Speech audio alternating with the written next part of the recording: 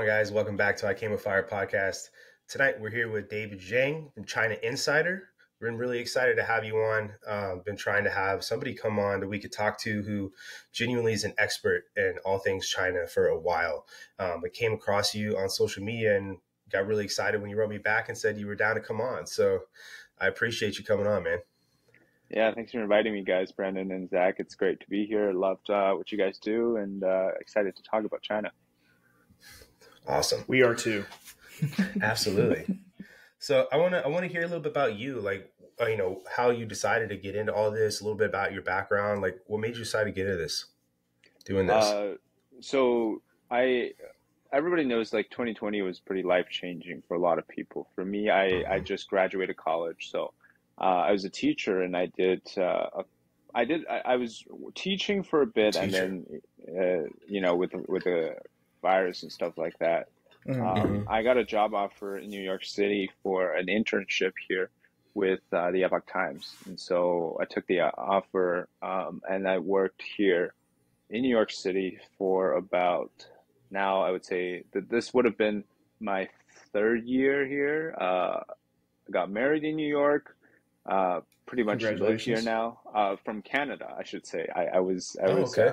yeah, so I'm Canadian actually, but I moved here, I got married here, and then I worked at the Epoch Times for 2 years, and now I'm kind of doing my own thing, Hmm. and that's the short version of it. And kind of like how I got into it, I think a lot of people, again with COVID, was you really just wanted to know where the virus came from. You just kind of Hmm. like this thing, it doesn't just come out of nowhere, right? Like you had to, it was a curiosity.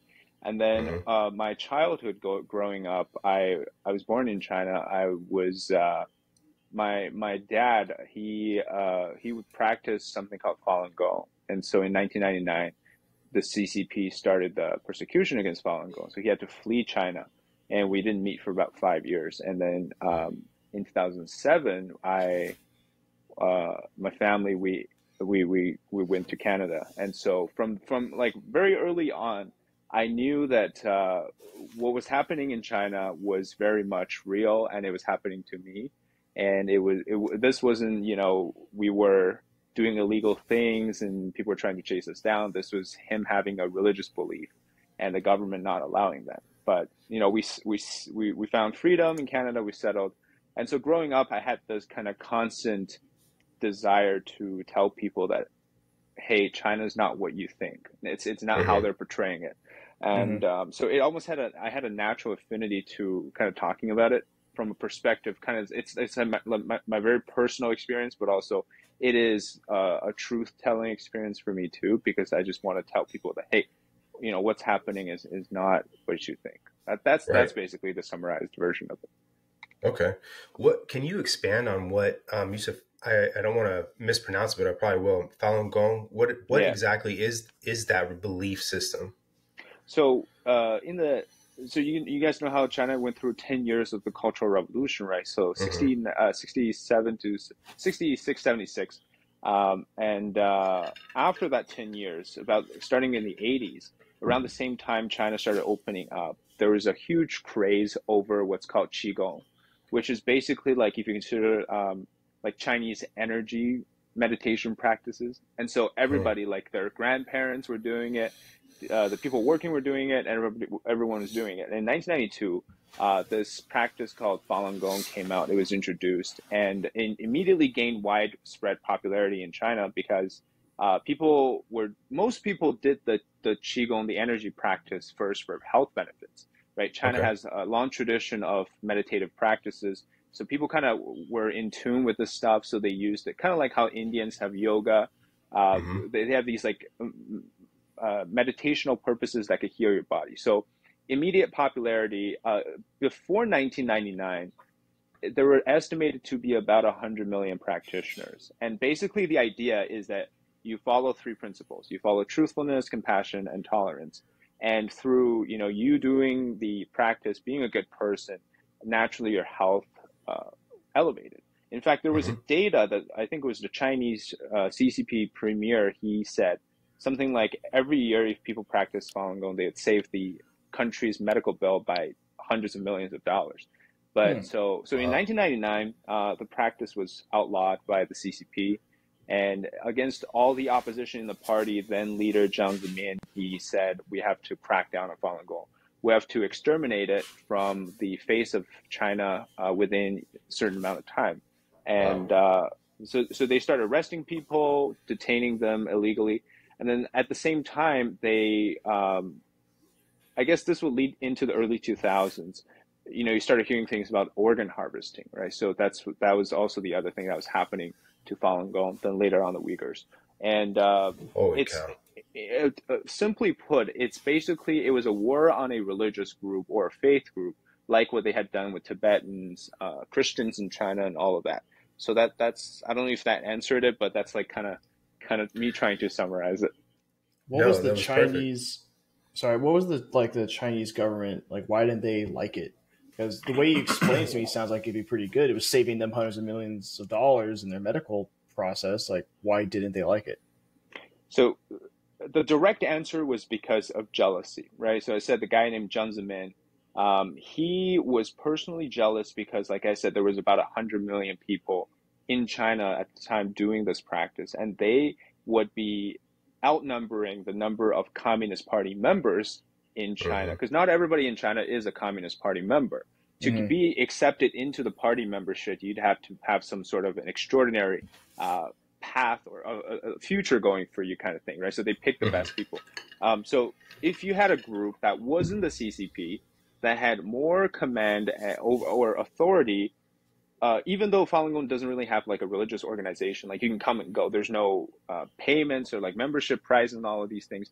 So you could just come and go one day, right? But because of I guess you can say everybody believed in something other than communism, Yeah. that itself threatened the atheist Chinese Communist Party. So that would be the main reason. There's also some other reasons.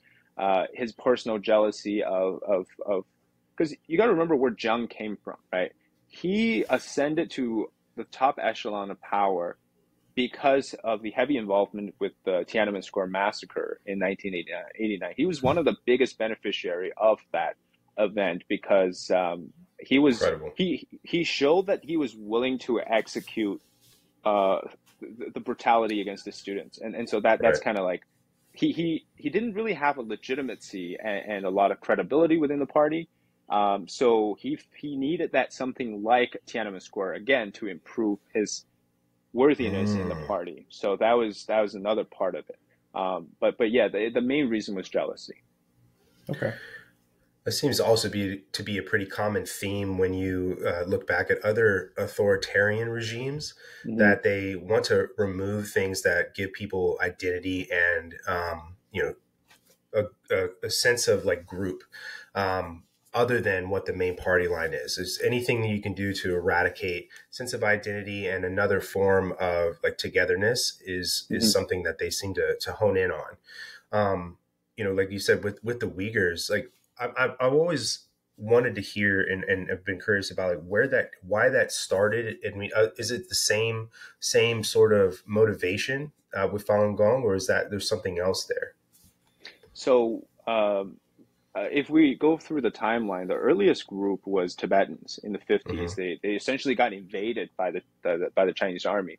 Dalai Lama had to flee from Tibet to India, and then it Hmm. was the students in Tiananmen. After all the mainland Chinese people went through a bunch of political struggles, and then it was students in 1989, Falun Gong, and then the Uyghurs. The Uyghur thing is very much a continuous thing because. So China has 56 ethnic groups of what they call different Chinese ethnic groups. The Uyghurs, they're considered much larger compared to some of the other ones. They resided in a region that was supposed to be autonomous, and so I know we're probably going to talk about the organ harvesting later, but I just kind of want to touch up on that because um, there was a huge amounts of needs. That this is just my personal belief because I'm not really heavily investigated or in researched into the Uyghur population. But one of the point I know is after the large amount of Falun Gong practitioners were used as organ donor supplies for these people, they needed more. And the Uyghur population was a perfect group because they were I don't really know what the actual, because they wouldn't tell you why they're putting them into concentration camps. But what I do think is, if you're already putting a group into concentration camps, it wouldn't matter to them if they were utilized as organ supplies for more organ transplants out of China.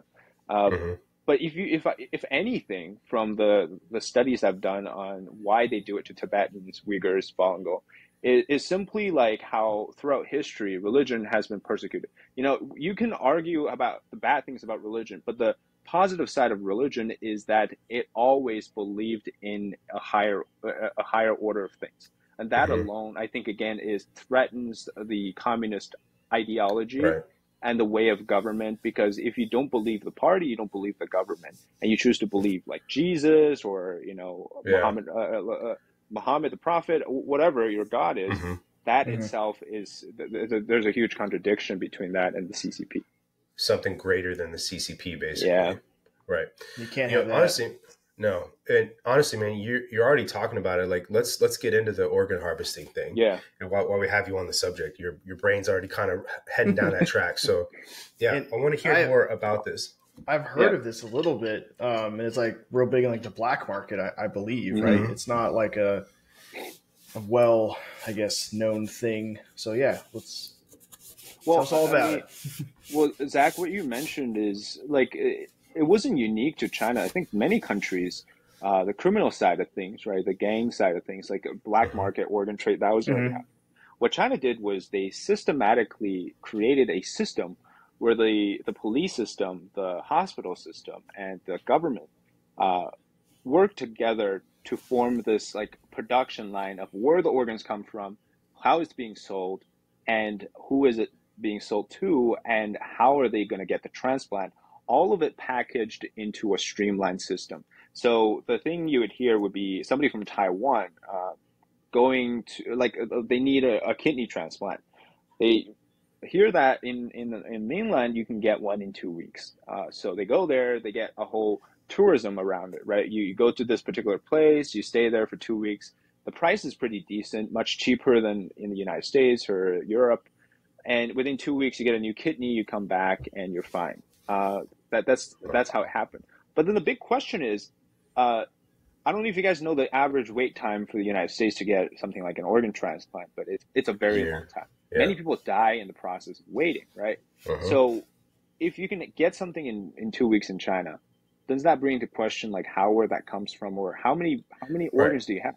Because the thing with organs is you can't just leave them out like on display. You have to, they're freshly, you put the person beside you, transfer the organ, and then that's it, right? They have a shelf life.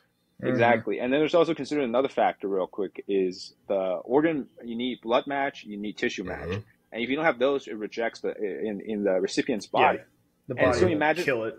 Exactly. How many organs you'd have to pair with this person to get one that would match both. So one guy, his name is David Mattis. You might have heard of the name. He's a human rights lawyer from Canada. He says that you'd have to have a ready-to-kill pool of donors, or like a slaughterhouse, and they knew everybody's, blood type, tissue type, all of that on record to be able to pick out the person and say this one matches you, and you can do it. So you don't have to have a list, a full list all the time. Yeah, that's scary. And I believe the United States has at least some on levels outlawed going to China for organ transplant. Israel has been actually at the forefront of this. But I don't know if you guys have a follow-up, but I'm just kind of rambling on about this. I'm interested in anything you have to say about it for sure. It's interesting you brought up the list because, like, when you're talking about like they'd have to have so many organs, I was thinking they're either killing a ton of people all the time, and they just happen to go, hey, there's this person, or there's just so many people dying all the time. But then you brought up the list, like that actually makes way more sense, and that I guess would go into the Uyghurs, right? They would probably have all their information, and they would know exactly like what their blood type is. And so when they're like, hey, I need a kidney, O positive, roughly 30 years old, male, whatever. Oh, you fit the bill. I'm executing you because you hate the party. And then they go on from there, something like that. Jeez. Is that kind of what you're getting at? Or? Yeah, so there's this one lady. I heard her story. She was in a prison in China, and then regularly they would get these. They would get called to go do tests, right? Like blood tests and all these things. Like, cause if you're somebody who doesn't know what's happening and you think you're in a prison, you're just getting these tests. You think like that's just weird. Like there's no.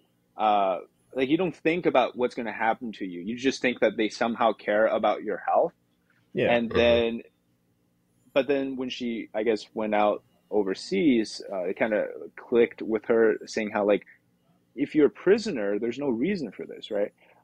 So the way that China has been defending against how the accusations have been leveled is saying that all of their organ donations, at least in prison camps, come from death row prisoners. So people that get executed take their organs. Mm-hmm. But the problem is China didn't have a state organ donation system until 2015. So from early 2000s until 2015, you'd imagine there must have been, how many hundreds of thousands have died because of that. And that's just one part. And then there's an organization. They're pretty interesting, pretty funny in my view. What they do is they have voice disguises, and they pretend to be people calling to China, like hospitals, and say, "Hey, I need an organ donation or a transplant. Can you arrange one for me?" And the doctor's like, "Oh, okay, yeah, we can do it." And then he will say that, "Oh, I need one from like Falun Gong practitioners. I heard they're pretty healthy." And then at first the doctor's kind of like, "Oh, yeah, well," like he doesn't say it outright. And then so he repeatedly asks him. He's like, "Oh, like I heard they have really good organs, blah, blah, blah, blah."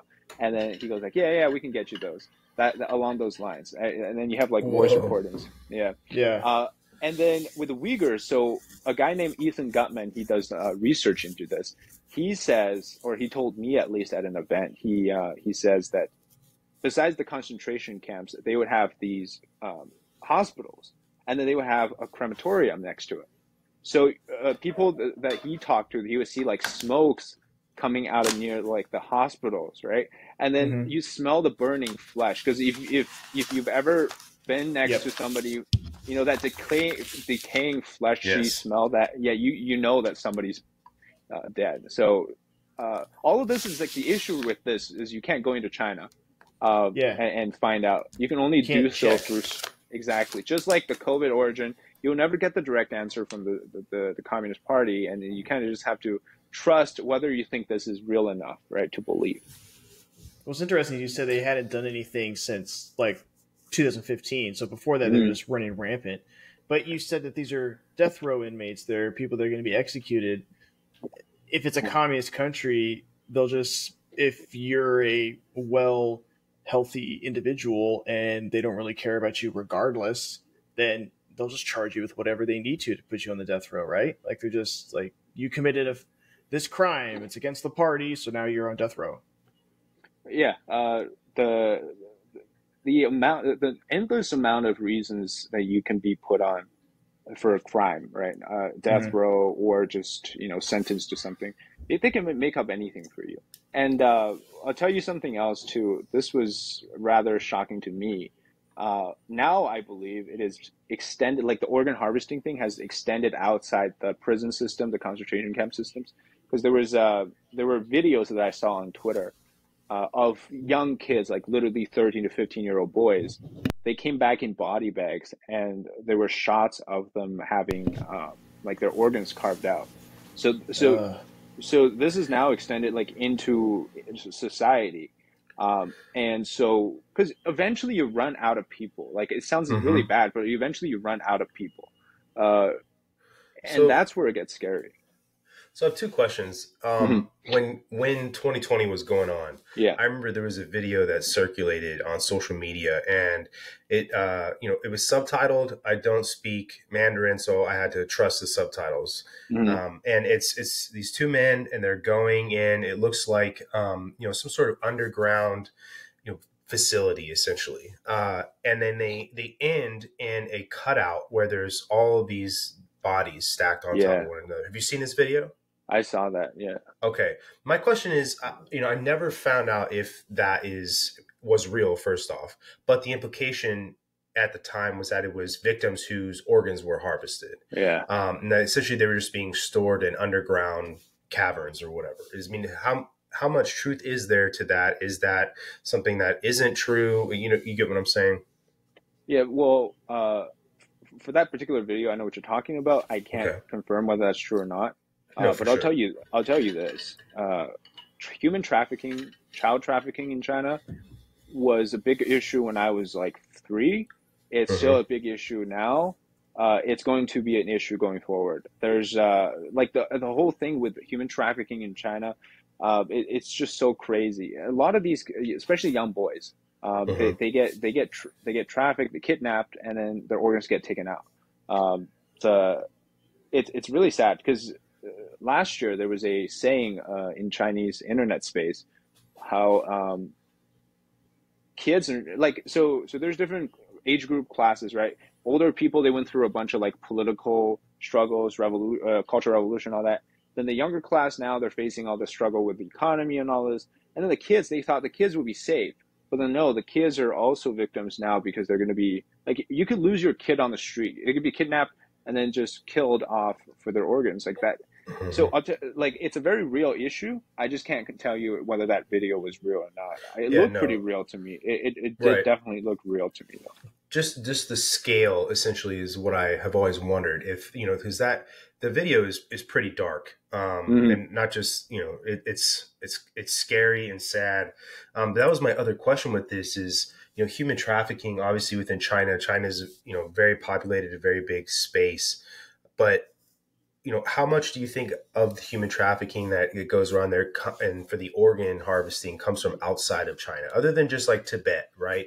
Or other countries around China? Do you think that there's a market that comes in from other countries, maybe even like Western countries? Are you talking about people from other countries getting kidnapped, or are you talking about going to them? Yeah, getting taken to China, basically. I've heard stories of people from like Vietnam, from Myanmar or Burma, and just countries around it, like especially Southeast Asia.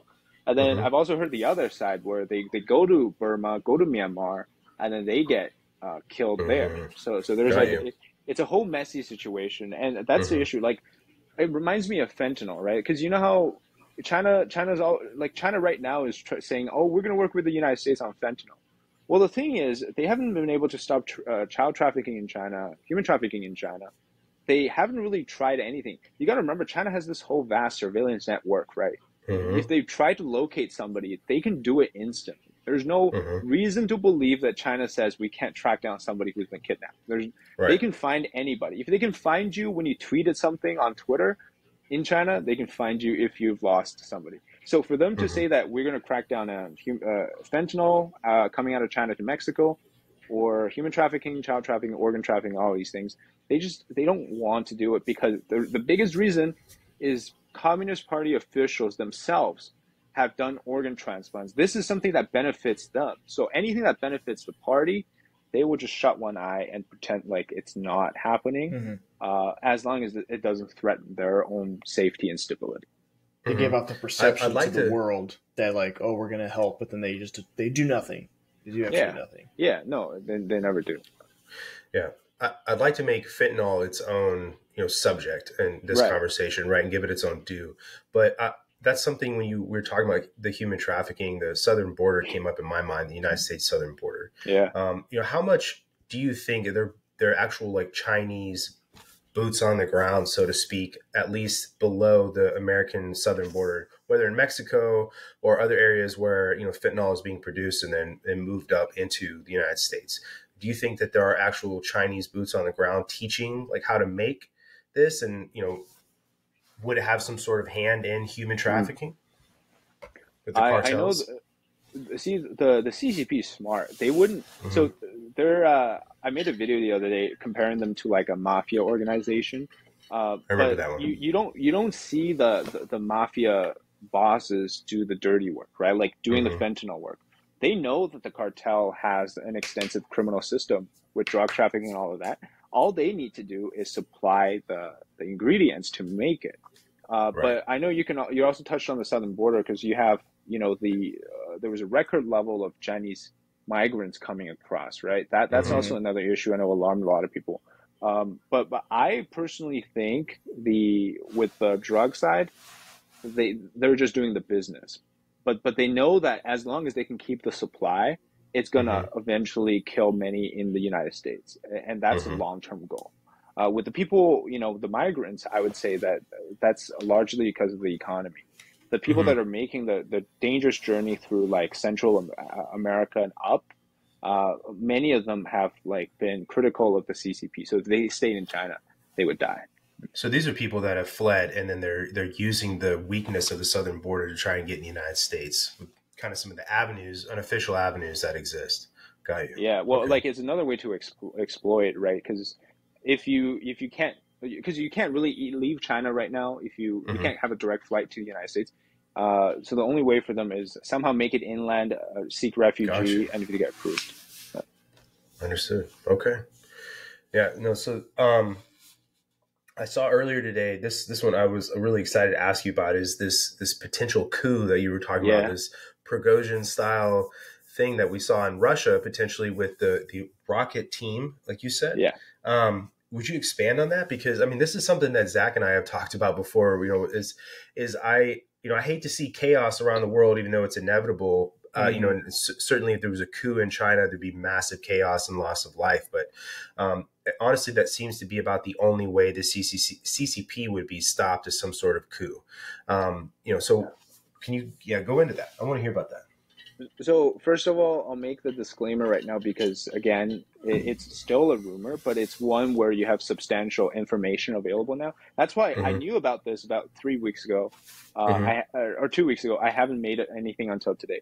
So China's in 2015 they created this thing called the Rocket Force. Basically, they Mm-hmm. oversee nuclear missiles, strategic missiles like intercontinental, mid-range, all of these things, and Hmm.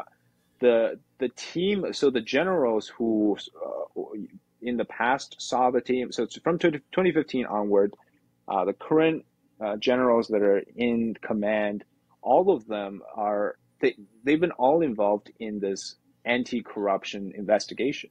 So for those of you who don't know, anti-corruption it's a synonym for basically you and I, so Xi Jinping's political enemies got caught doing something. And this is like they're going through an investigation to Mm-hmm. find out how much corruption they have gone through.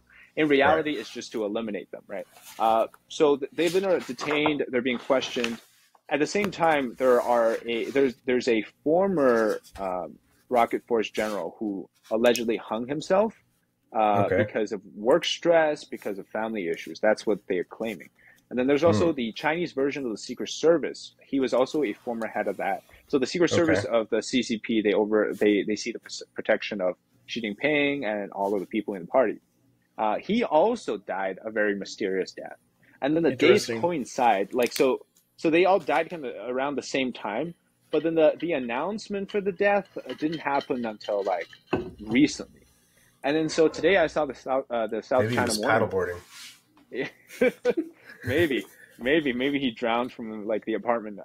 No, like I had some pictures on Twitter. He lives in like a really nice like single story home in China. Mm-hmm. That's a big deal. And then like they're saying how it's a family issue, but like his grieving wife is clearly like she just looks so devastated. Mm. Like it doesn't make sense. And he hung himself, right? He's already retired. And he's like from work stress. Like all the reasons doesn't make sense. Anyways, so the reason why this is a potential coup is because we used to think that my light is kind of flickering. We used to think that the Xi Jinping third term was full grasp of power on the military and on all of the political parts, right? And now it Right. doesn't look like that. There's like shakiness, and then so the reason I bring up Prigozhin is because the military is supposed to be the most loyal to Xi Jinping, and now is the one that's kind of shaking, and it really calls into power. And the reason is, according to this former insider of the military, he says that the reason is they don't want to cooperate on invading Taiwan, Mm-hmm. and so Xi Jinping obviously can't have that. He's going to purge everybody inside of it. There's also other issues with leaking intelligence to Americans, big no-no. And aside from that, the big issue to watch going forward is if we see an announcement of all these generals stepping down or getting getting kind of weeded out into criminal judgments, and that would tell us that there's a purge. But then that also brings out the scary part, which is, will he try to install more people who's loyal to him? And what's actually going to happen is, if he doesn't decide to invade Taiwan, and he doesn't have absolute loyalty in the party, it could backfire on him, and the army could turn back and arrest him or things like that. So there's possibilities. So my question with that is Xi Jinping is not a dumb person, and Right. there are enough examples from history of leaders surrounding themselves by yes men and just people who are going to tell them what they want to hear. Xi has to know that the more people he eradicates and goes after that have this, the upper echelons of military leadership, the more he's just going to hear what people think he wants to hear, and he's not going to get the best information, right? So my question is to you is, how does he think that that is going to work out for him? Like, obviously you're not him, but like speculating, like, how does he think that's even going to work out for him when it's never worked out in the past or other people?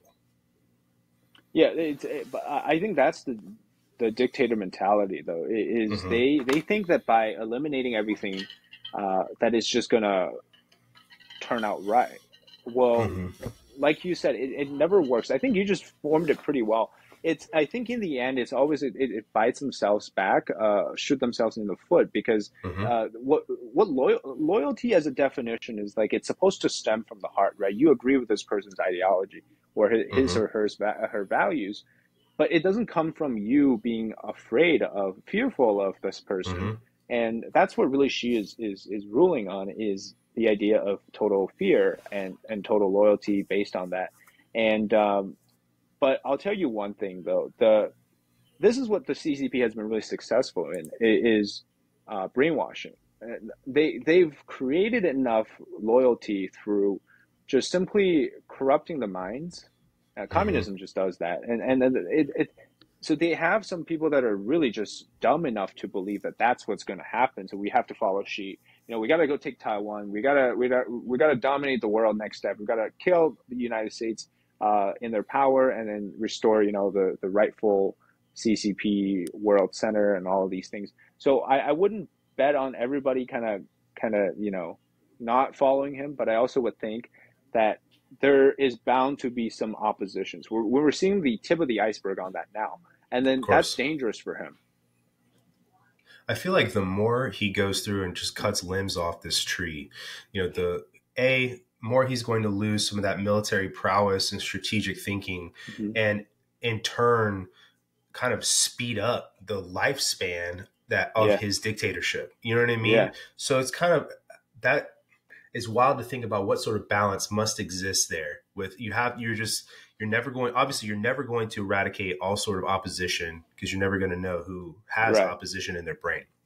But he's got to know that his time becomes more limited the more he starts cutting people off and creating an echo chamber around him. And, I've always wondered why people think that that's going to work out for them. And it's the same thing, people do dumb stuff over and over again, even though they've seen somebody else do it, and they think it's going to work out for them differently this time. The nickname for Xi Jinping is the Great Accelerator, because he's accelerated the amount of things, destruction, for the CCP by like decades in one go. So. But I think to touch on what you're kind of getting at there, Brandon, is like dictators only go out one of two ways. They either die in power or they get killed. Like they're not. Yeah. There's not like a retirement plan. Like Dictator Island. Yeah, he's not gonna. There's no stepping down from his position. He either is gonna die while there or die while there. Like it's like good death to him or bad death to him, right? Exactly. But I think I would assume he's trying to balance that, because he time is not on his side. He has to he's older, right? I don't know his exact age. He's like what, like 60 something, 70 something? He's 70. He's 70 something, I believe. Yeah. So he's not got much time left before. Yeah, he's exactly 70. He doesn't have much time left until he can actually start. Like, he needs to invade Taiwan soon. He needs to, and not just because of his age, but because of China itself and like their future. Like, There's a lot of things that is not on his side. So he kind of needs all the yes men now so he can accomplish his goal. But if the goal doesn't work, he knows he's dead anyways. So it's kind of like I think he's just putting everything in at once and hoping that it just works. And he doesn't really care what happens on the path there, so long as he goes down in history as like the greatest Chinese leader ever or whatever. Puts a stamp on it. That's exactly what it is. And that's why, the next 2 years is the most dangerous because I believe that to get his third term in power, he had to promise the entire party line that he is going to resolve the Taiwan issue in his time. And like you said, he's 70. We see what an aging leader does to a country. They're not in control anymore, right? No matter if you're a dictator or an elected president or anybody. Once you reach a certain age, right? We have a 90-year-old senator in the United States, and she's being told to just say yes on a bill. That's not right. Leadership. Like, I don't care if you think that's like Democrat, that's Republican. Puppetry. Mitch McConnell was having an episode while saw that. Right? Like, that's an age issue, like you said, Zach. Like, at a certain point, she is going to also face that issue. But the problem is, Brendan, you said that there's nobody around him that he may put so much trust in or can put trust in. Those that he put trust in got eliminated, like Qin Gang, one of his closest aides, just got ousted. Saw that. So there's a lot of internal opposition to him, right? And so he's really in a place that he could go extreme in 1 or 2 years, or he just simply die trying, or maybe he doesn't accomplish it. Obviously, if he doesn't accomplish it, that's best for the world. But if he does try, it's going to come pretty soon. So what do you think the likelihood of either there is some sort of coup attempt, whether successful or otherwise, or everyone around him kind of just nods and says yes, but kind of prevents World War III from happening until he does just one way or the other finds the exit? What do you think the likelihood? That's a really good question. I personally think the chance of him getting out from a coup is actually lower than him dying. Here's the reason why. A coup in China would never be the same way as you running to Beijing with a gun and pointing at Xi and shoots him, right?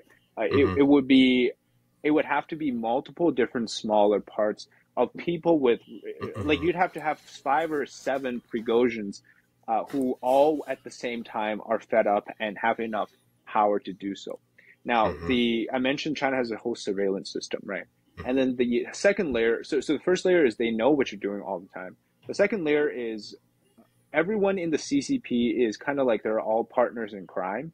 So if they lose this system which they're profiting from, whether that they're getting a lot of money or power or both or whatever, they want to maintain that. So there's always more people who want to maintain what's currently benefiting them, and so it's much harder. But the reason I say age is because if you remember when Mao died, the Cultural Revolution ended following his death. When Deng died, or at his very end of his career, he stepped down.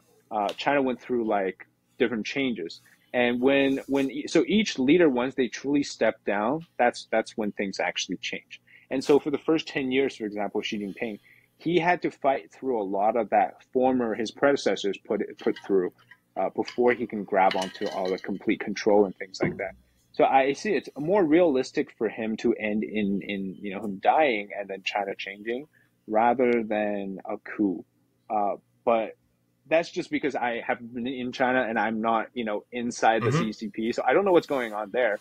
But from just my perspective, I think it's more likely that way.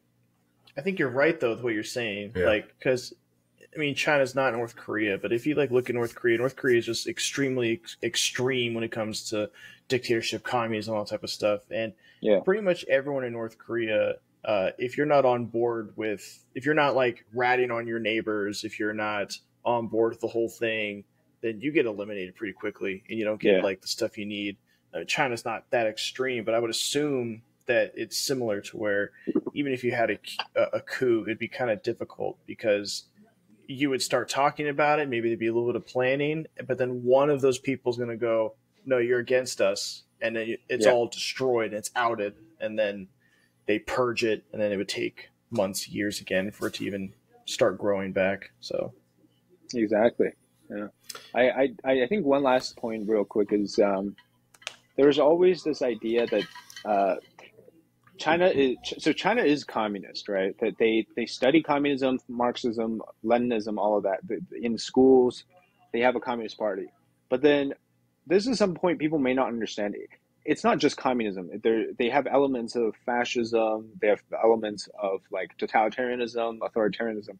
It's whatever evil way that can better fit to control people, they will use. So they've essentially gathered all of the bad things that's happened in history and combined it, and then used the communist context to kind of realize it, right? Because no other communist state in the history has had enough power, economy, military to realize it. Even the Soviet Union in its like heydays was not as powerful as China today. So nobody had the opportunity that China has.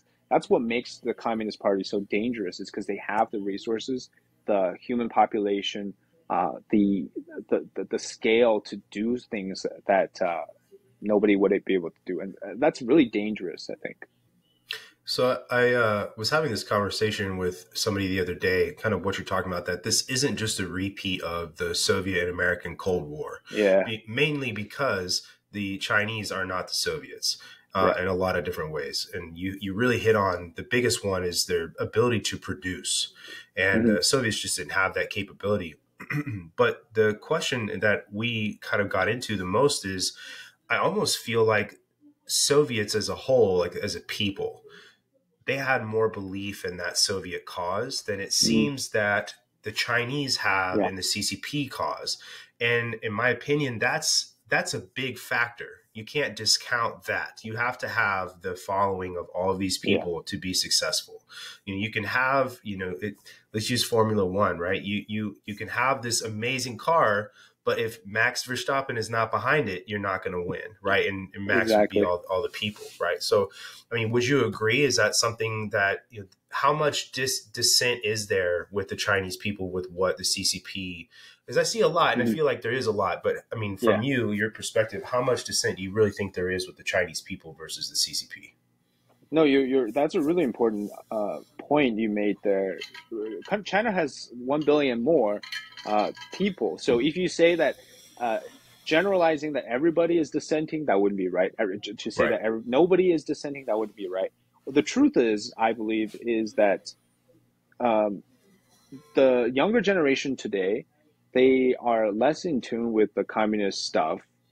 They're more in tune with the realistic view of society. These people grew up, especially, kids in their 10s and 20s, they grew up during the pandemic era. They grew up during this technological era. They know what the world is like. That's why last year they had the whole white paper revolution. Young people came out on the street and they were protesting against the COVID measures.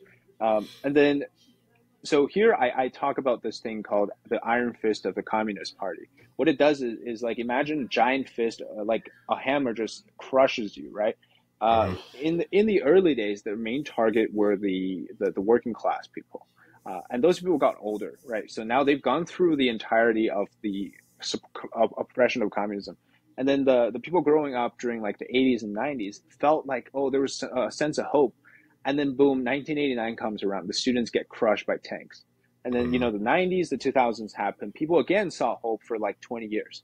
So every time there was a little bit of hope, somebody like a CCP leader comes in and say, nope, and then just crushes them, right?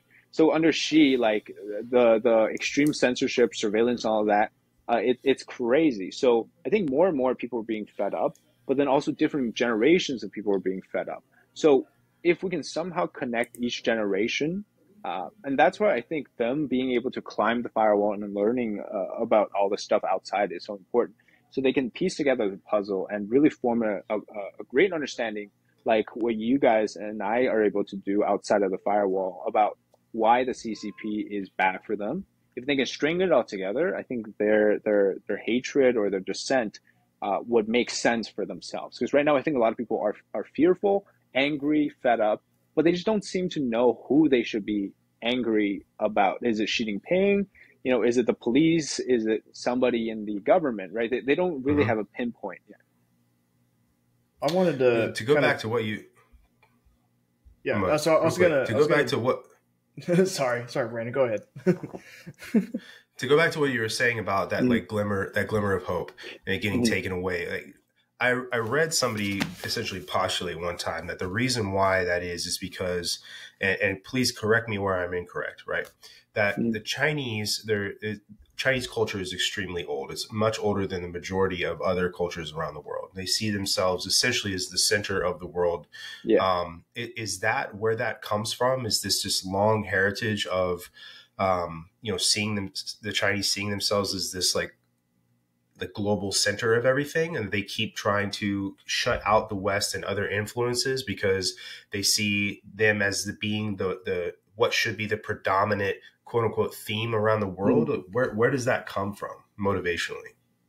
So, great question. It goes back to a lot of people have this misunderstanding that the CCP wants to sort of go back to the dynasties of China. It wants to be emperors, right? They're simply propagandizing that aspect of China, because you got to remember, after the Cultural Revolution in the 60s and 70s, all Chinese traditions and history were erased. So they were severed. So the people today, whatever they can read about history, whatever they're being told, have all been editorialized for the sake of making the CCP look great. So they're simply using the historical mandate, the things of the past, to justify their current actions. So back in like the different dynasties, right? You had this idea of ruling by virtue, ruling by the mandate of heaven. That mandate of heaven was not today's version or interpretation of it. It was, they genuinely believed, to be a benevolent ruler, you had to follow the words of the heaven, the heavenly emperor.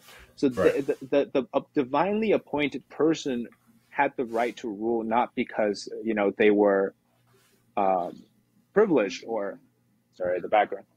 They had the privilege to rule, but it was because they had the benevolent traits, the virtue, the ability to care for people.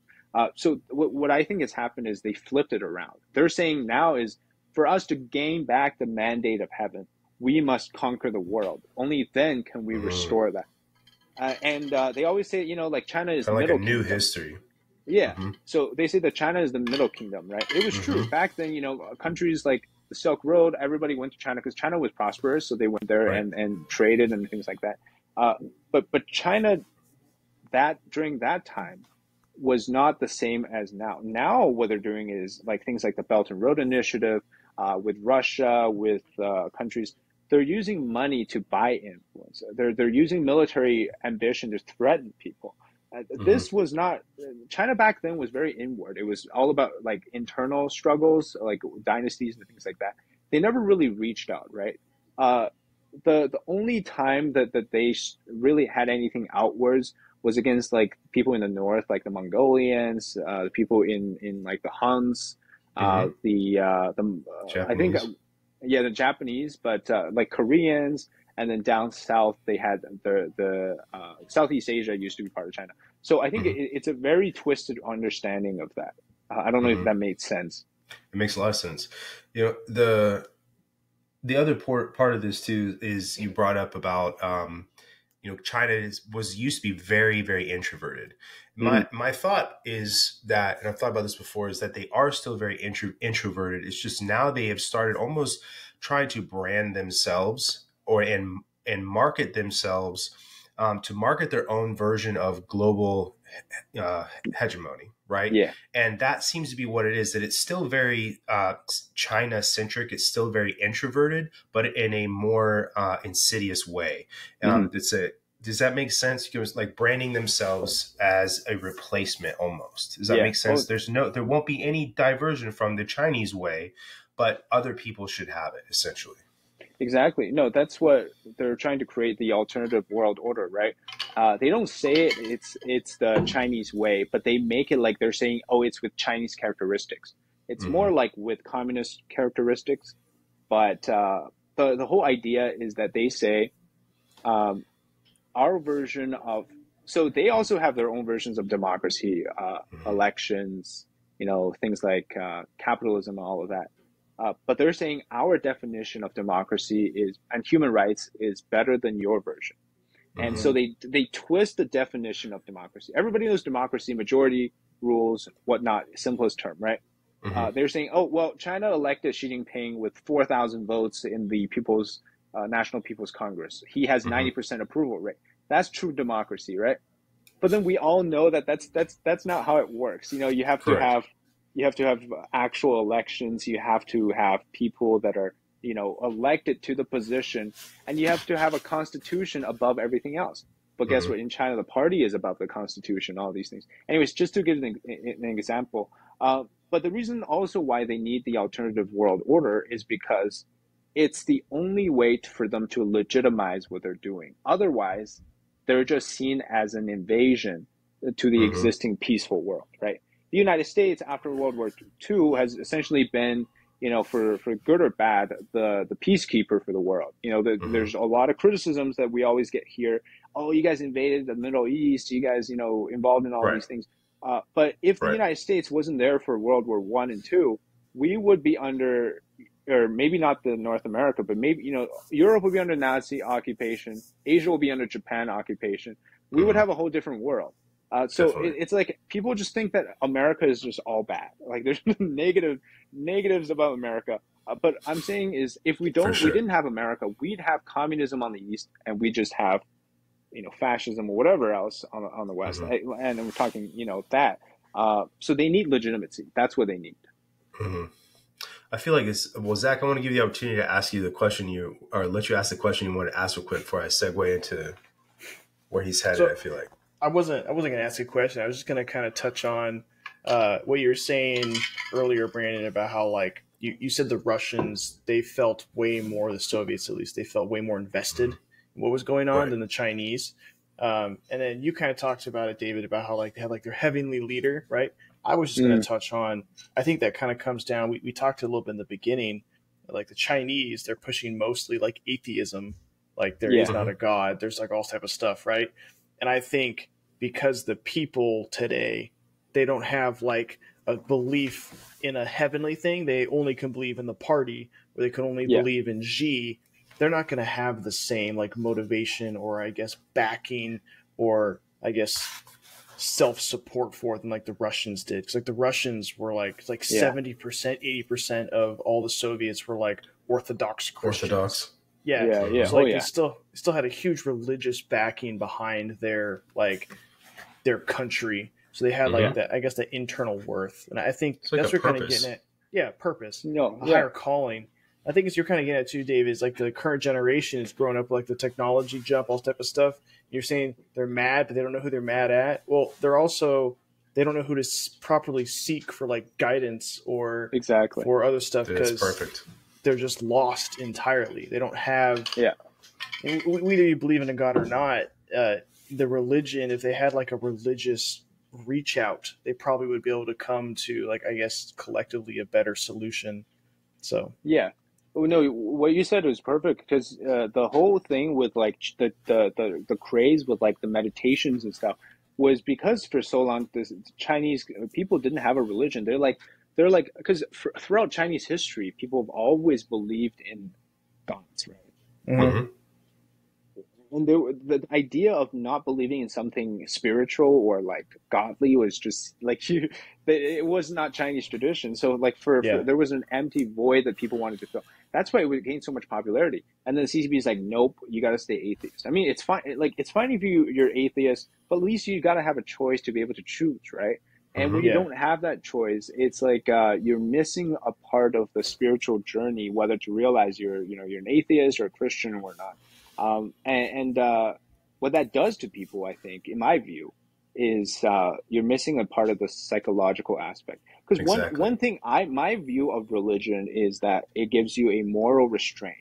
So you don't do things like, you don't go out and murder people for fun. You don't commit sins because not for the sake of you trying to, for other people, but for yourself to be like morally and to be morally sane, to be at a level where you can control yourself certain ways, right? That's why, I just always thought the war on religion, whether that's in America or anywhere else, it's an attack on humanity, really, or morality in general. Because a lot of times back in the day, especially, because you guys probably all know this, the people that taught education, the people that taught how to characters about a person and its development were, church priests and monks and stuff. These were the wisest people, right? Yeah. In China, they killed all the monks with the wisdom, and then, now all the churches there's corrupted churches and all of that. The goal is really the same. It's just remove the human barriers, the restraints that keep us civilized, in my view. Communist China's done a great deal to do that. And I think that's what you said, Zach. Really, that point I really agree with. Yeah, because if it comes down to it, if you think about it, I'm out of all my siblings, I'm the only one who's still religious, who like believes in a religion and that type of stuff. And I have conversations all the time with like one of my younger brothers who, and I'll ask him, okay, so if you don't have a religion, like where's your morality come from, right? And he was like, well, you should just be a good person. It's like, okay, but your idea of a good person came from religion, whether you're religious or not. And if we didn't have like a religious morality backing, then at the end of the day, we'd be no different than like a chimpanzee or like a lion. Like they don't have morality. They just murder each other and they just do what they need to do to survive. And yeah, we're still technically animals on this little blue dot, but we have the ability to be spiritualized, right? Yeah. And to have that higher morality and stuff. And people who, and you can be whatever you want. I don't care if you're atheist or religious or whatever. And again, like you said, they should have the choice. But if you remove that choice, then you remove the morality. And I think that's it can go back to the organ transplant thing. The Communist Party is perfectly fine with just murdering other human beings and selling off their stuff because there's nothing morally telling them it's bad. They're just like, it's perfectly fine. We can just keep doing this because it's for the better of all. But they don't realize that their betterment of all is actually hurting all. It's not a good thing. Yeah, no, I agree. Yeah. Not to tangent too hard, but what you said about the psychological piece, I feel like this is religion or some sort of spirituality. The purpose and finding meaning is something that man needs, right? Mm-hmm. So the CCP is never going to be successful at eradicating that because you can push it down as much as you want, but eventually, because like you said, David, that's a psychological thing that humans need, it will always find a way to come back. And, the CCP presenting itself as an alternative to that by making everybody atheist and making the CCP this believe in me and believe in what we say, ultimately, it's kind of like you're only going to see a backfire in that eventually, the way I see that, right? Yeah. By trying to replace man's need for purpose and man's need for meaning, right? Not to get too Viktor Frankl here, but CCP it's only going to fail in that. So North Zach, Korea I think you did a really good job doing that. North Korea combated that by making their leaders gods. Like Kim Jong-un is a god. Kim Jong-il is a god.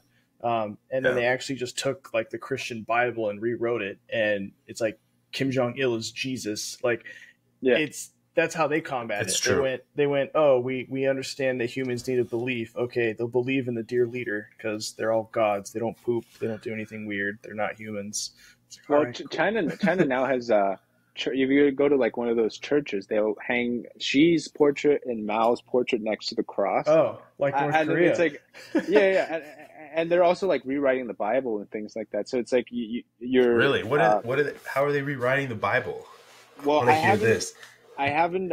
So I don't know what they actually rewrote, but I do know that, like for example, so with the monks, like Buddhists, you had to register with like a Buddhist like association, like with the party, right? And the Buddhists all had to carry like badges, say, we're proud Communist Party members before, like, so they're all managed, right? With the Christians, there's actually this organization. They do I spoke with them once.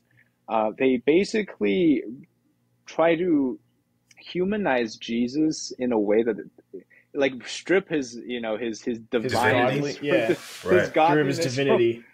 yeah, and then like kind of hint like the only God can save you is Mao, who came with the revolution, changed China and things He like had that. his own book too, right?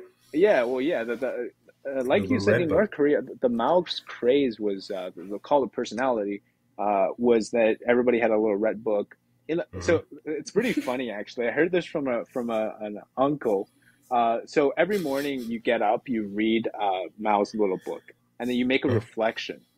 And then you got to report to the local officials, and then at lunchtime you got to say, oh, I came to this enlightenment through Mao's lectures on blah blah whatever. And then before bed at nighttime you got to come back to the person, you give another reflection, right? It's like you're doing a Bible study on On your communism. exactly, and like how like on how pious you are towards the communist Hmm. demon, right? And it's like who does that? Nobody goes and reports to somebody for 3 times a day and say, "Oh yeah, I enlightened to something because of this communist thing." It's pretty funny. That sounds If like if living it's in all some they sort know. of it sounds like living in some sort of cult or an abbey or a monastery. And I've said Yeah, it before on this podcast, and I'll say it again, that human beings will find a way to religionize literally anything yeah, Hmm. because there is that psychological need to have some sort of higher authority, whatever it is, whether it's yeah. ideology, whether it's religion, whether it's political power, it's always there.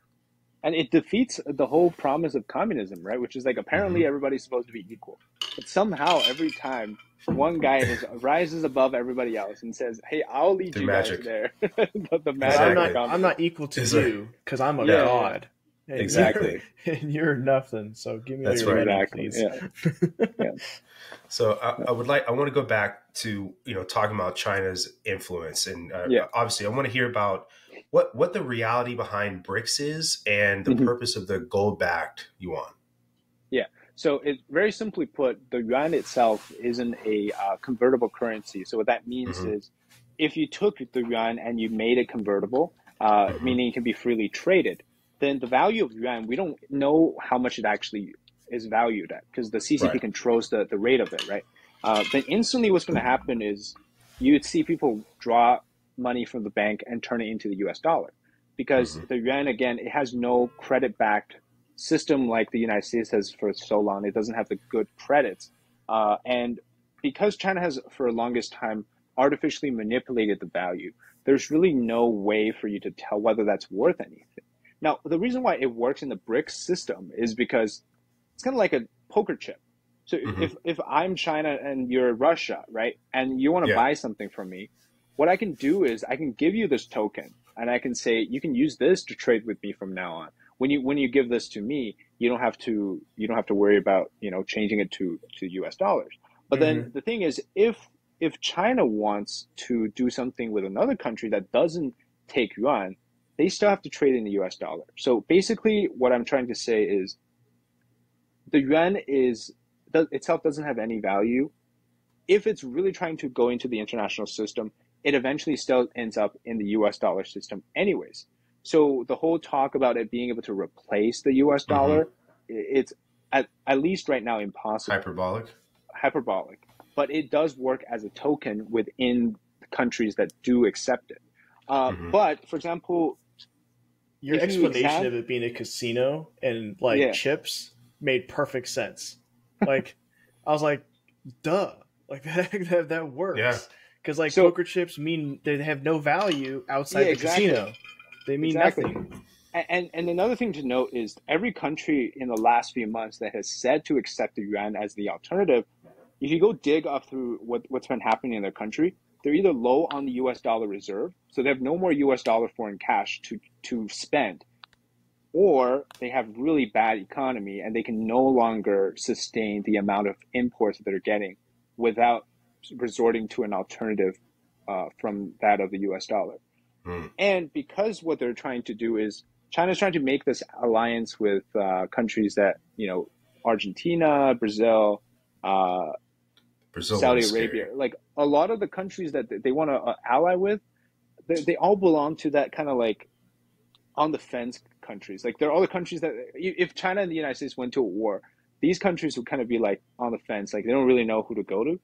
These Mm-hmm. countries, when China give them a little bit of incentive, they're very easily swayed. So they will go to China when they see there's economic incentives. That's why countries like the Philippines, for a very long time, they were very pro-China because China gave them a lot of money. But now they're turning to the United States because they see that, hey, we actually need a stable partnership in the region. Now, the BRICS, I think, is losing a lot of steam because I know India is they're opposing the creation of a, I believe, some sort of currency, because Mm-hmm. India in recent days also again moved to the United States. The danger is whether or not uh, it attracts more like-minded countries in the BRICS. Then it becomes such a large thing that the Mm-hmm. United States has no way other than to engage with that part of the world. And in Mm-hmm. doing so, at that point, would the United States have to say, "Oh, we might have to some sort of resort to like, using the yuan for some things." But I hope it doesn't come to that. That's why I was really happy that Trump's trade war was going through some places, because it showed that the American dominance in full swing. I wish, like, I'm not even trying to be like pro-Trump, but I really wished if Trump's second Hey, term was happening, the one point that was going to go forward, that was really going to be impressing everybody, would be the second phase of the trade war, because that would, I think, blow everything off. I think we can talk about the Biden-Trump policies a little bit, if you guys don't mind, because no, 100%. I Trump was the first U.S. president that fundamentally changed the China strategy, right? Mm-hmm. You had essentially from Richard Nixon all the way down to Bush 43.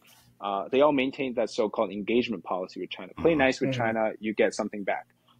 But then what Trump did was to essentially say that to protect our own trade interest, we're going to level these tariffs on you, and in turn, you're going to do fair things with us, right? That fundamentally changed the game.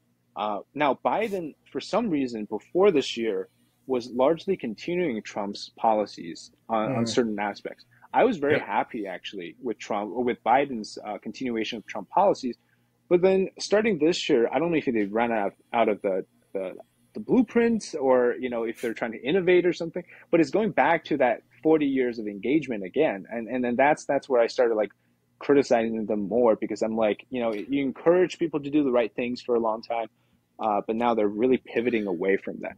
I think it's just getting close to election time. Yeah, I think so too. Yeah, Right. can't be too tied to Trump policies. Yes. So exactly. So one of the things that you brought up in your talk, or what you were saying about BRICS, was India, and I'm really glad you did, because I've said a lot that if something happened between the United States and China, we went to war, or Hmm. we got into even more heated trade wars. The United States really does need India more on Yeah. our side. In what areas do you feel like the United States benefits most from having a good relationship with India? The number one is geostrategic, because Mm-hmm. India has that border conflict with China. The Mm-hmm. second is the possibility of an alternative to China in the manufacturing sector. Because Mm-hmm. there's a lot of story about investments leaving China going to India. That Mm-hmm. itself, even though we're not seeing it, I think that threatens China a lot.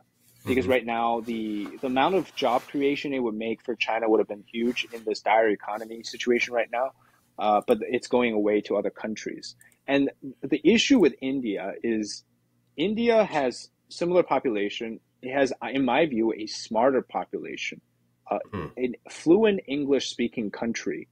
It has a closer, I think, system to like a democratic system to like the West. In so many ways, it's like us, but also not like us in a good way. Uh, Mm-hmm. I think that idea threatens China because China sees in India what it was 30 years ago. It was Mm-hmm. this rising, booming star out of the East, right? If Mm-hmm. India starts going in the trajectory it does now, there's almost no reason why the United States has to engage with China that much anymore, because they have an alternative version who doesn't really want to unseat the United States, but is both militarily, economically capable, and population wise to compete with China. I think that Mm-hmm. idea itself threatens the Chinese. Those are honestly really great points. What can the United States do more to show India that they should kind of give China the cold shoulder a little more often? Well, number one is stop criticizing India for such stupid things. Mm-hmm. Like, the people that were criticizing India for, things like human rights violations, every country has that, right? The United States has Definitely. human rights violations. But then, if you're unwilling to criticize China for theirs, and then you're saying India somehow has more, I think that's kind of, I don't want to curse people, but I just think you got to be really true to yourself. Like, what's the Mm-hmm. purpose of India? Mm-hmm. Trading more with India, right? Moving your companies to India, I think creating value. That's the term value. I I like mean, that. in like, what is it that like?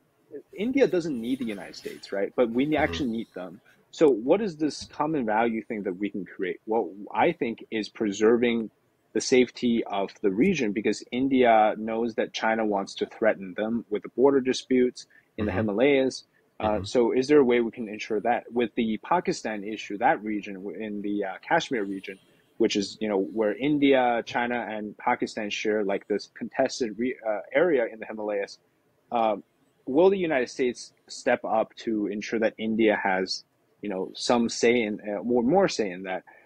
And then another one is, I think, giving India the ability to present itself more on the international stage. Because right now, India is seen as almost like this outcast in the Mm-hmm. whole thing. Make them like us. Like they're not that much different than us. Incorporate them.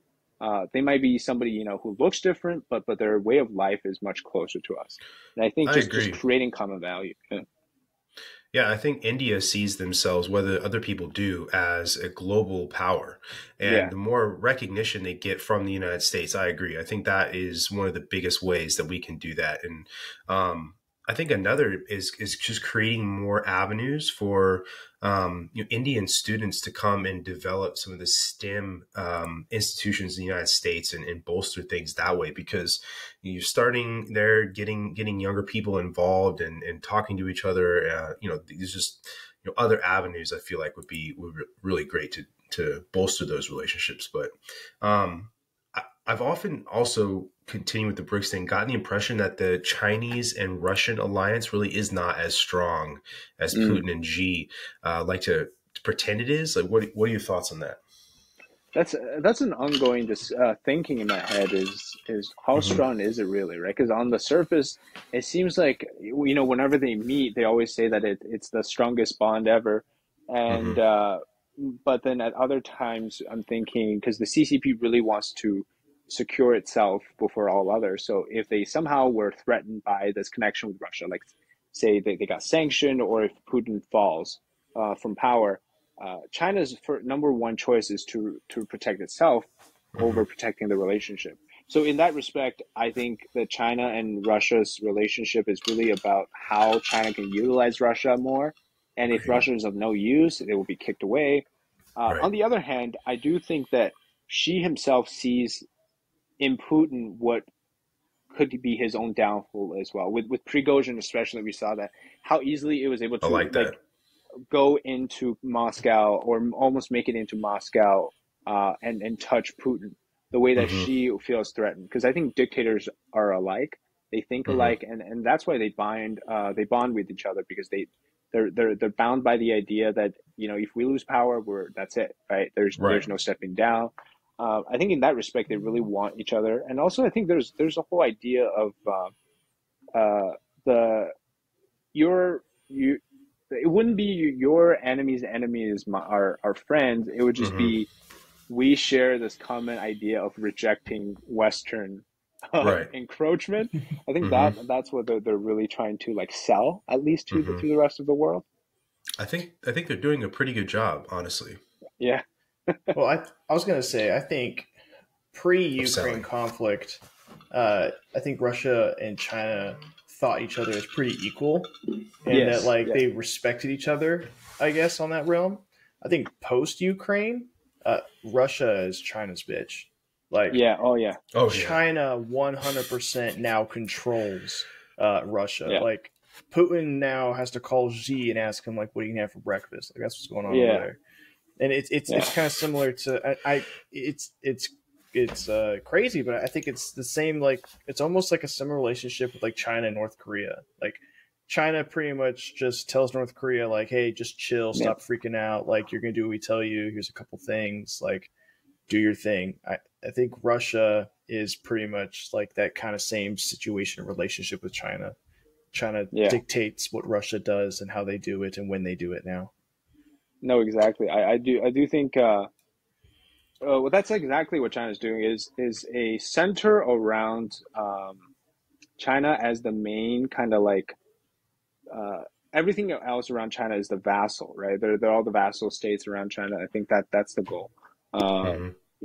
You know, I think I agree with what you guys all said. So I don't know if there's much else to add on that part, other than in the end, I think just a cautionary word. China will always make sure that its own interests are protected before everything else. So if things go bad, China will protect itself first. For sure. I'm kind of curious what your thoughts are on Zelensky saying he wants to see what Xi has to say about brokering peace between him and Russia. Because to me, that it honestly seems pretty counterintuitive. And it is frustrating in a lot of ways without getting into a lot of that. Try to keep it more China-centric. But I'm interested to know what your thoughts are on Zelensky being, entertaining that idea. I'm not sure if Zelensky truly believes that China can broker peace, because everybody knows, right? Like Zelensky probably already knows too. Like you said, does China even want the war to end? First of all, and the second is like, will Putin accept Xi's recommendations? Like, I think that for both Zelensky and Putin to accept a deal from China is equally as difficult as if they would accept a deal from each other, right? Because we know things like Crimea, things like the Donbass region, all of these areas. Like, I haven't seen a single plan, not just from China, but anybody that would somehow satisfy both sides. I don't think it'll happen. But I simply don't think China right now wants the war to end. Some say that they really want the war. Some say that they want the war to end. In fact, I think the United States doesn't want the war to end right now. Agreed. We're at a point where I think we're at a point where the war reaches attrition and it's going to continue. I think whether people like it or not, it's not going to stop. Nobody has a reason to stop, honestly, and I think that's really bad, because I think the United States should focus on its actual interest in Asia, which is not Russia or Ukraine, it's Taiwan. But right now they're not focusing on that because they're so invested in Ukraine. So let's see how 2024's presidential election change things. If it's still Biden, could continue for a long time. Zach, look it up real quick. But I saw today that Biden signed some sort of like agreement to send a certain amount of money worth of weapons to Taiwan today. Okay. Yeah. Oh, yeah. No, they're doing that, which I think, again, it's very wonderful that they're doing it. But it's but the people I speak with, they're saying it's not enough. Yeah, it's $345 million. So it's like how much we gave to Ukraine like just yesterday. But the issue with current, like, I guess, American administration and like and how they treat Taiwan is, so they'll give Taiwan some money, right? And they'll be like, hey, here's some weapons or some money or whatever. But then, like, the next week, they'll say, hey, by the way, if you get attacked by, like, China, like, we're blowing up all your semiconductor, like, facilities. And we'll show up maybe later. So, good luck. Like, it's not really it'd be like if you had, like, a really big bully in school who's always picking on you. And there's, like, someone who could easily take down that bully. But the bully just shows up and is like, yeah, well, if I feel like it that day, I'll help you out. But there's really not a lot in it for me right now, so we'll see how it goes. And then they just walk away and get your ass beat. Right. It's very crazy. I would have liked, ideally, that Taiwan could somehow defend itself, but everybody knows it's impossible. I think so. With the way the United States has been, like, and this is not just a Biden, Trump, or any one president. It's something that's been an issue since Eisenhower, really. Mhm. Like we've had this, like the American presidents since Eisenhower have had to deal with the Taiwan issue on different levels throughout their entire career. But I think the issue now is more about how can we prevent, because once the war breaks out, I chances are we would the casualties on both sides are going to be great. So it's Yeah. like if there's a way you can prevent the war, that would be great. That's why again, it goes back to like I think if Trump continued the second phase of the trade war, I think we wouldn't be having this Taiwan discussion right now. Oh, dude, I think you're preaching to the choir on that one. But Yeah. let's be more present and realistic. Under Biden, what can we do? I do think that Biden is saying he's saying that he's going to defend Taiwan, I believe 4 times or 5 times now. I do believe he's going to do it, but I don't think he understands the cost of how many people will die in the process. Like how many American lives will be lost, how many Taiwanese, how many Chinese lives will be lost. Aircraft carriers. I think his interpretation of "I will defend Taiwan" is up for debate. I don't think he's saying he's gonna when he says it. I don't see Biden defending Taiwan, the island. I don't see Biden defending Taiwan. Yeah, I don't see him defend realistically. I see him defending the people of Taiwan. And he would probably and because there's no actual treaty, there's no agreement that we have that if they get attacked, we dive in like we do with Japan or South Korea or all these other countries, right? I think in a way he could still say, well, I'm defending Taiwan by just being like, hey, all your war refugees and all your humanitarian stuff will come from us. That could be the same. That could be the same thing as his I'm defending Taiwan. It's up for debate until it's written in stone. I'm only optimistic because I know that Japan is going to fight to the death to defend the island. Because Japan knows that if Taiwan falls, they're next. So absolutely. So we're honestly we're only We're only banking on one thing: is that Japan-U.S.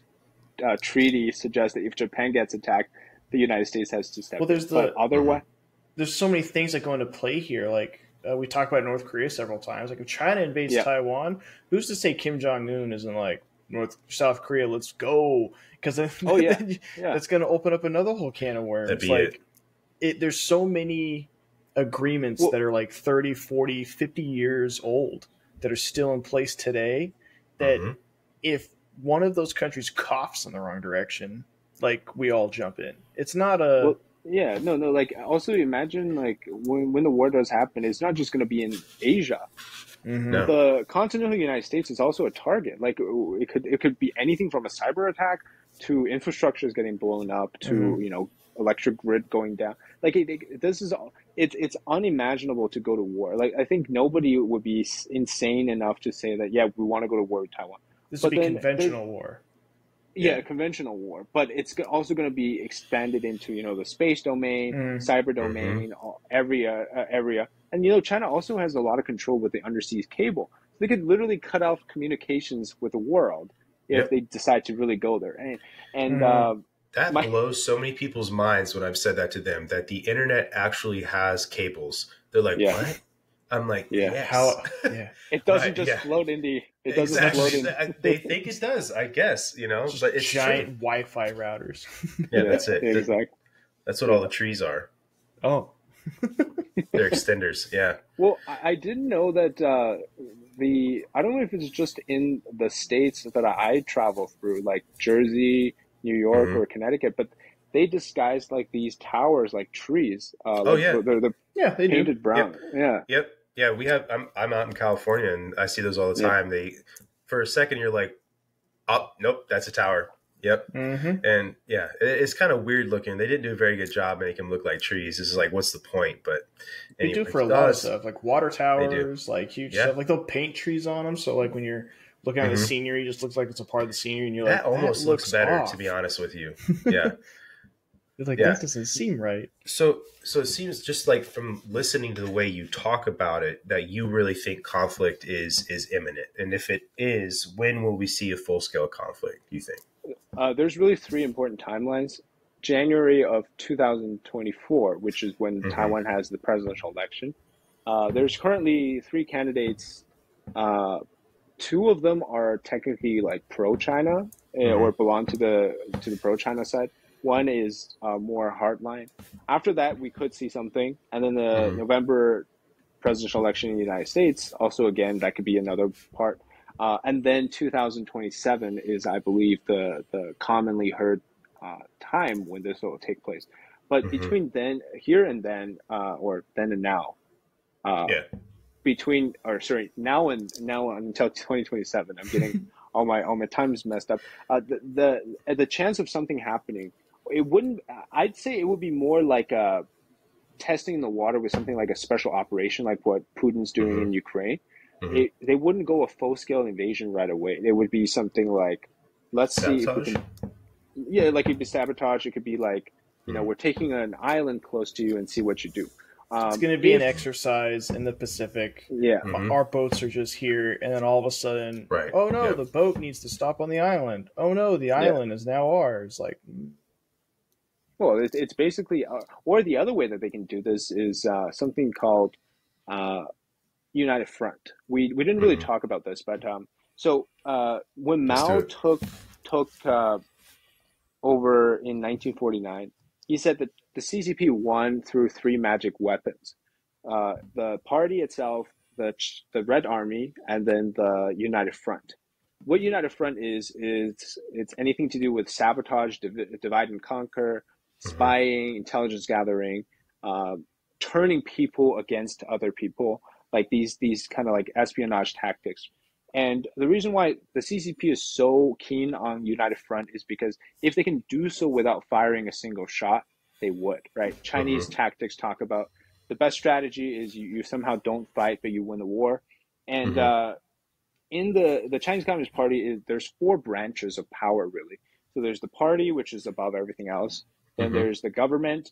Then there's the legislature, and then there's the United Front. So the United Front is a whole separate department or branch of power almost. It has really high amount of authorities to do things like this, right? So in Taiwan, there are really pro-China people. If they can somehow turn everything around and just get Taiwan to kind of give up and to suffer defeat without firing a single shot, they would. They put some guy in charge to write a strategy for the reunification of Taiwan. His name is Wang Huning. He is the ideology boss of the CCP, right? So he writes all about like how do we ensure that this thing is done this way, how the propaganda gets sent out, what the Communist Party ideology looks like in the Xi Jinping era, and all of these things.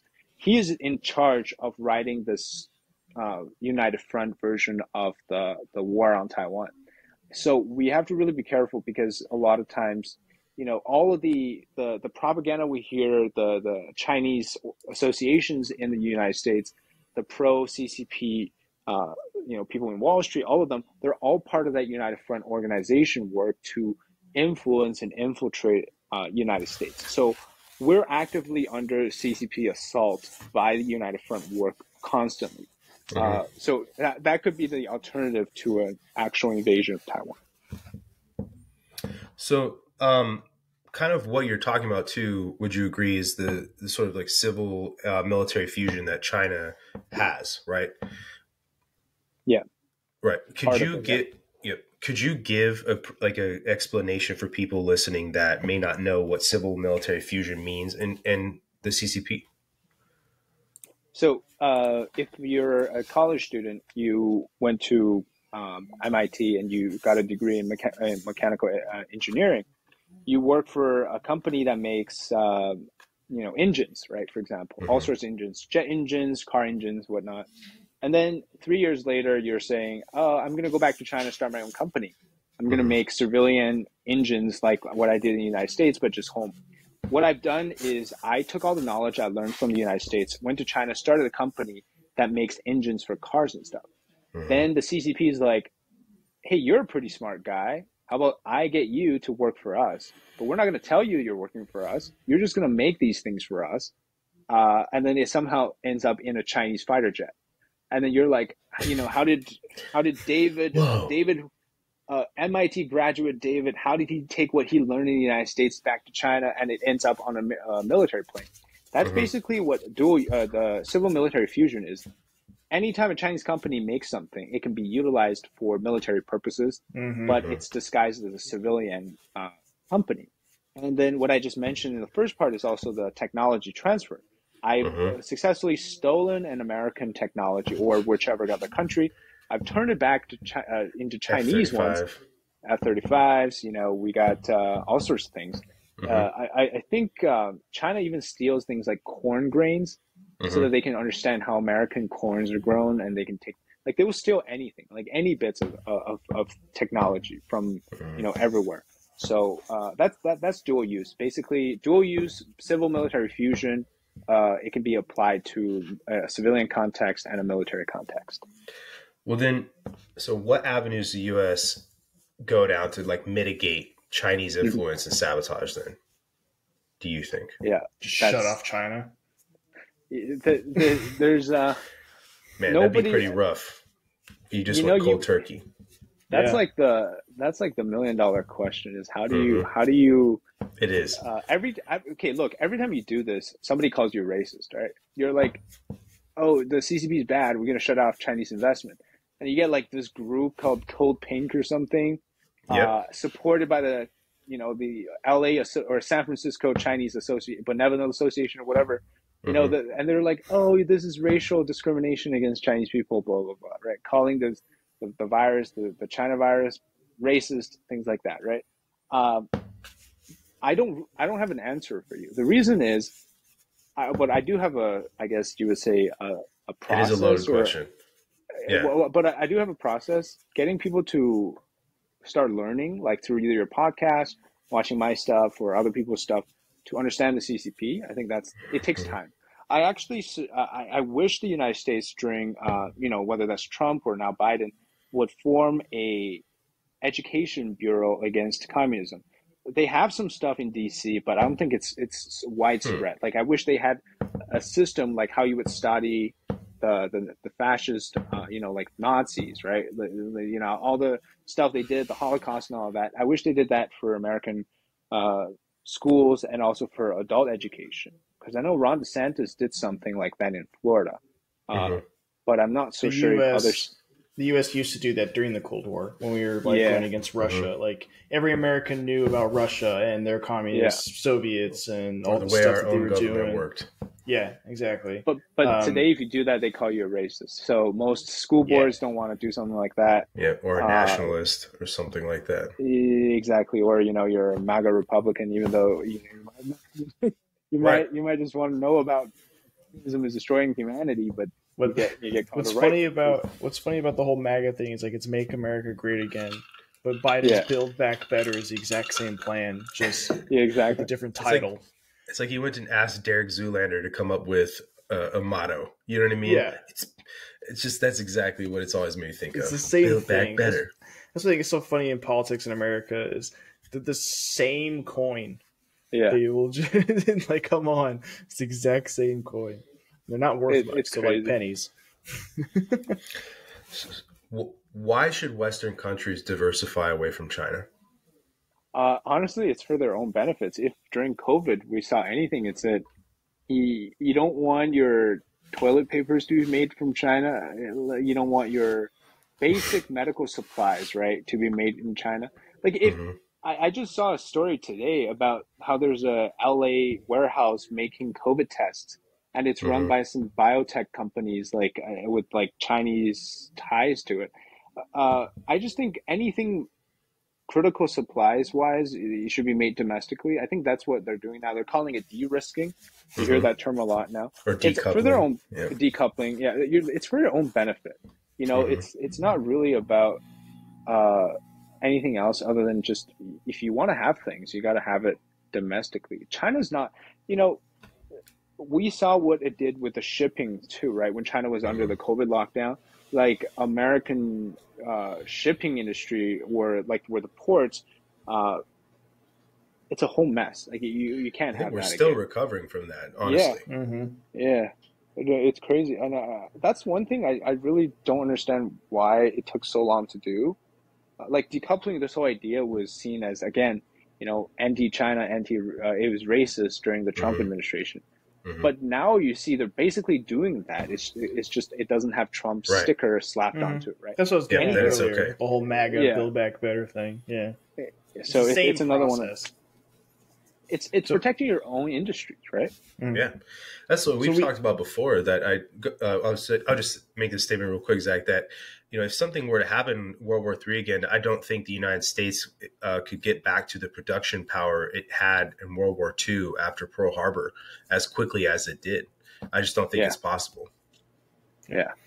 I think the U.S. was pre-gaming that, though, a little bit. It wasn't like what happened, and then let's go. I agree. They're getting ready for it, but yeah. This next question I had for you, David, was kind of like, so we've talked a lot about how like powerful China is, the stuff they can do, how they're interconnected and like everything, all this type of stuff, right? And up to this point, they've sounded pretty undefeatable. Like they've got the plan, they're ready to go, nothing's going to stop them, and we're kind of just along for the ride. Yeah. What do you think is their Achilles heel? What is their potential downfall? And how can we, as the United States or actual democracies, not fake Chinese democracies, can actually defeat them and rise up and win? I'd like to add one caveat to that question, too. Yeah. CCP and PLA's Achilles heel. Yeah. So I'll kind of go slow one by one.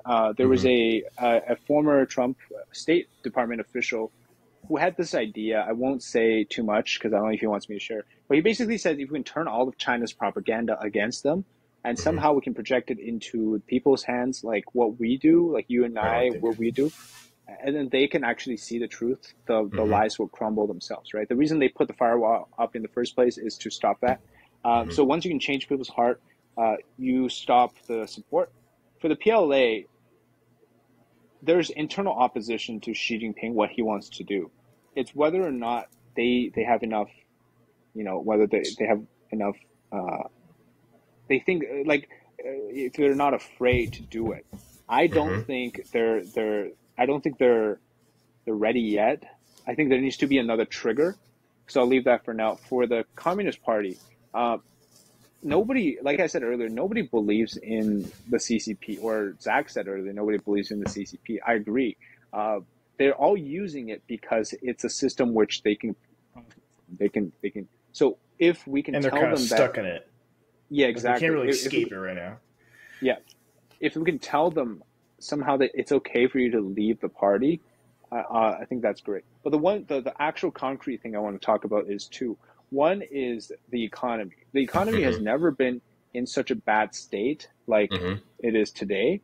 So I think if we can somehow, the Biden administration was doing really good with the whole chip control and all of these. If they can continue to pressure them, I think that's going to force the CCP to there will be more pressure inside. Again, that's going to lead to a lot of oppositions. And then the second one is security. The CCP values security over everything else. So if we can challenge the authority of Xi Jinping, like what we've seen recently with, whether that's Qinggan or the PLA and all of that, it tells people that he is not this god. He is not invincible. You need to break the facade. And then one point in the end to just say is that when they run on bullying people, when they run on fear, the really strong thing against that is you stand up against it, like what the Uyghurs are doing, like what Tibetans, the Falun Gong practitioners are doing. And you never let it bring you down. You just keep going. In the end, you will win. I do have really high hope about the future of China. I think it's coming really soon, and I think we're like at the halfway point there. More things are going to happen, and we'll see that it's going to topple the system. It could happen instantly, and it could be very unexpected, but it still takes some time. I like that. What steps the United States take to improve technology to try to catch up with China? And obviously that's a really broad question, but I feel like the civil military fusion that the Chinese operate under is a big advantage. Do you think that let's just narrow that down and say, do you think that the United States could benefit from doing something like that, and how would they without kind of crossing some of the lines the CCP does? I think the U.S. has something that the CCP doesn't have. It's called innovation. the Chinese cannot innovate under the communism, and Mm, I think the competitive edge there will show in the near future because okay. I just simply cannot see China out innovating the United States. It's just I think it's like a natural thing. Like, you know, we need to somehow make sure the American companies that has the innovation doesn't end up in China.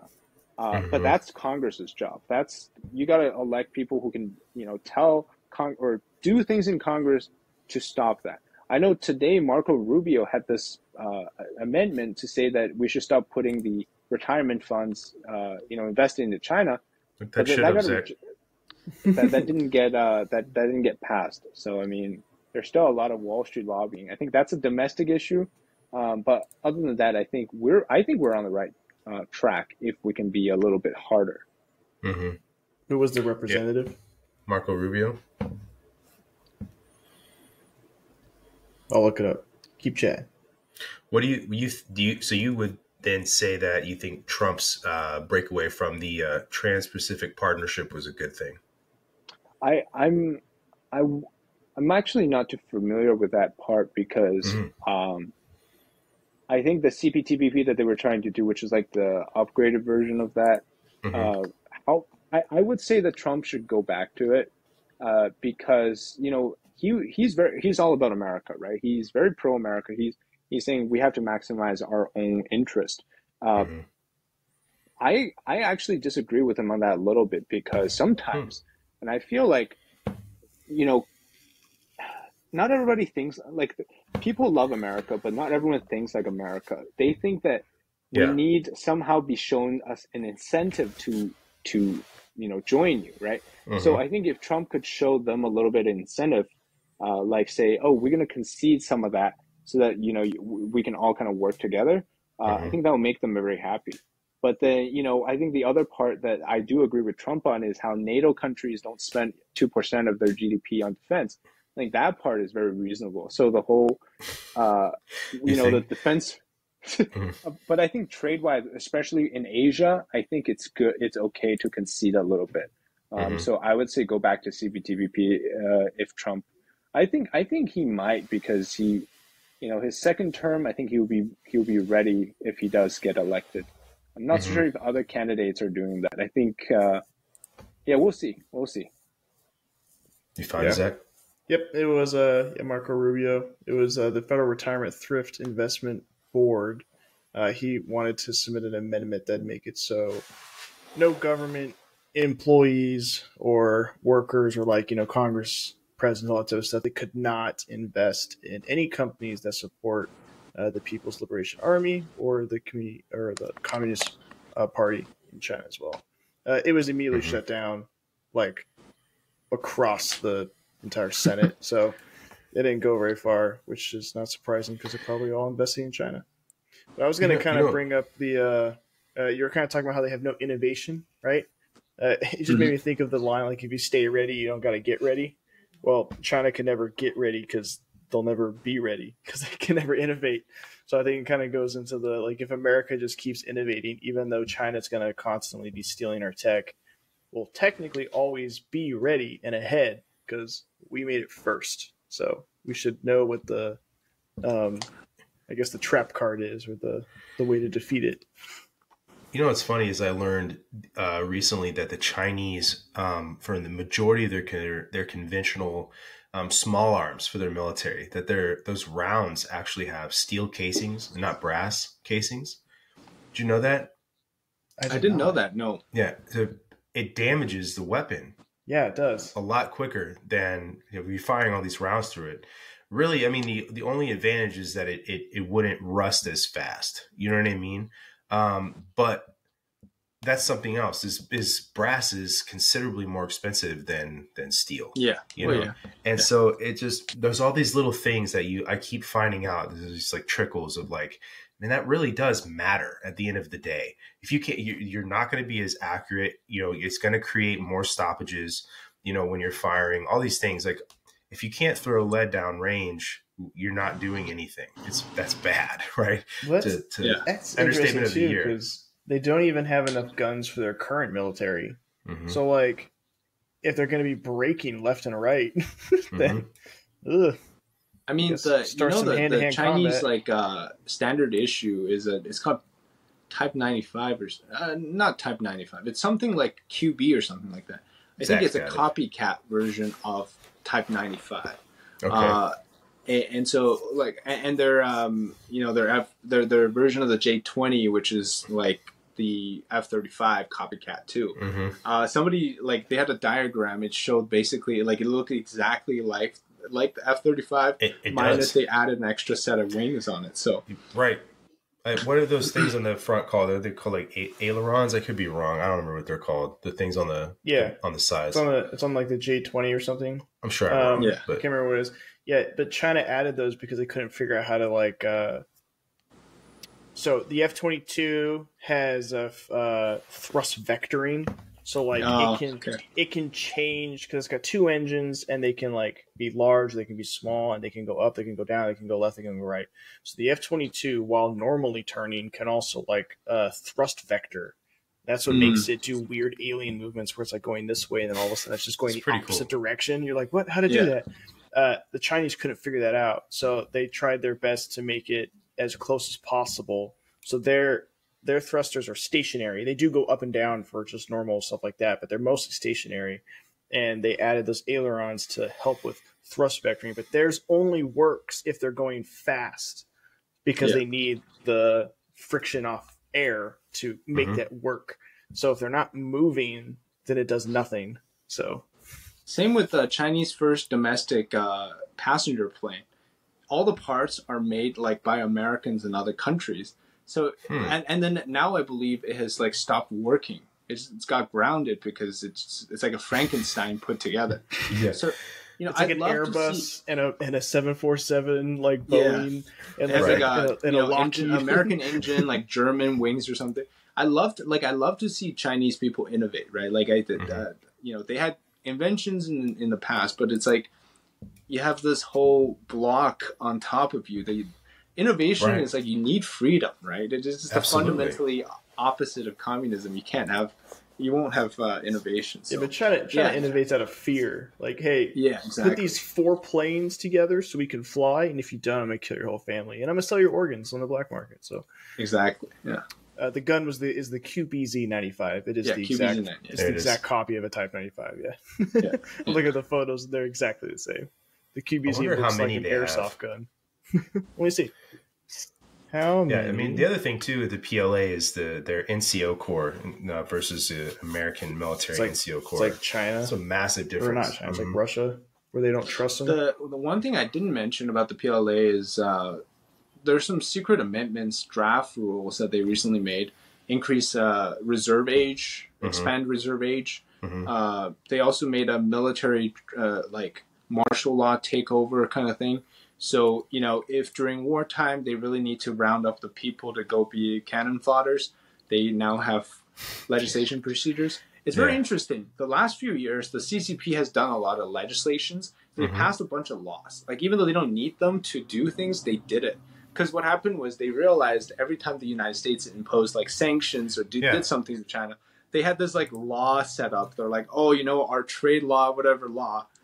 So China learned in order to be sophisticated, they have to put up this law. So they started passing a bunch of laws, like counter-espionage law, business laws, legal jurisdiction laws, military laws, just so that they can seem like they're legal in whatever they're doing, even though it's never legal. It's like a little brother copying a big brother. That's what makes me think everything's copied. It's that's one thing. I guess it's a good thing, right? You don't have innovation. You can't be competitively the best. That's you. I think you'd hope if we made it and they copied it and we know how to defeat it, you would hope. I do. This is totally off topic, David, and I want to ask you, what do you think about all the UAP stuff? Oh, I'm a big believer. I think there's life forms out there. I better be a believer. The government just said they exist 2 days ago, and it's not. No, I just don't think that it's possible for us to exist on a planet in the vast amount of space out there for us to be the only thing. I don't know. My horizon doesn't feel. I feel like we must not be the only thing in. I also, my crazy suspicion is that, we always talk about ghosts and stuff, right? Mm-hmm. Like We do. I know for a fact that I think like this space that we currently live in, there's probably like a parallel dimension of some sort with life forms there. But that's just my crazy talk. I don't know. I believe all things possibly exist. Like I just cannot count out the possibility like that. Right? There's too many.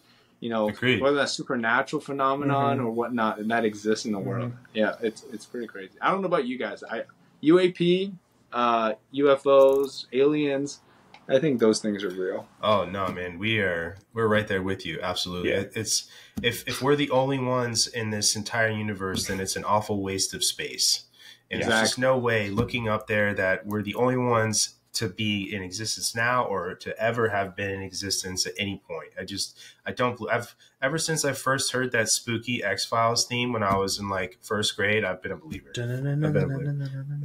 That's right. Yeah, no, I 100% think it's real. So, but yeah, how many do they have, Zach? I can't actually find a number. There's China says that they have enough assets for their entire military. Of course, they're going to say that. And then the Pentagon will say that they believe they don't have enough resources or weapons or ammo for their entire military. And which of course we'd say. Yeah, which of course I know food security is a big issue right now because they've been trying to secure food supply because China is a net importer of food, so they need outside supply. And they get a lot from the United States. So if the U.S. does cut off China from food import, starvation ensues very quickly. Yeah. I know that's not something I would want to see all these people starve to death. Yeah. That'd be terrible, and not to mention, the outcry from the global community if the United States did something like that. But at the same time, this one of these things that supports that argument that economic interdependence is what prevents wars.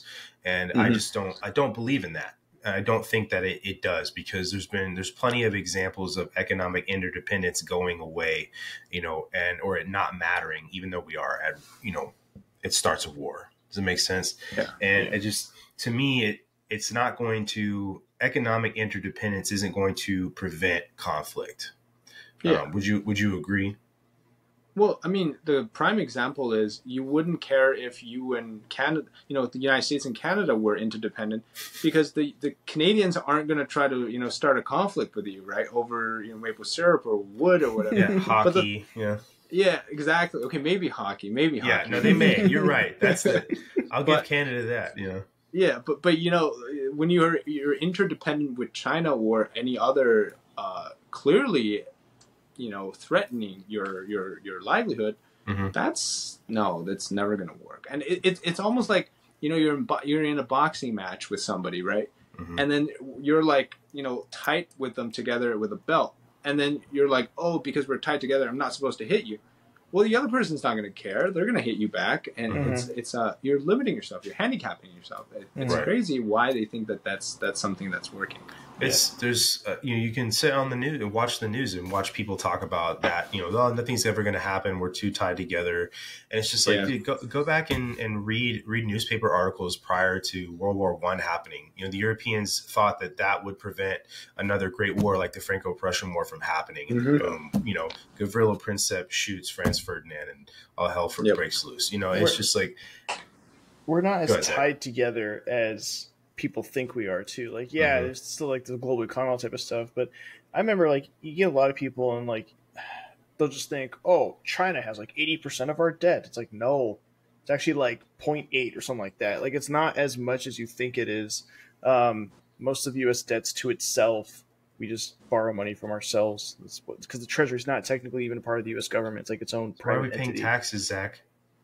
We're paying taxes to pay me and you because we're government employees.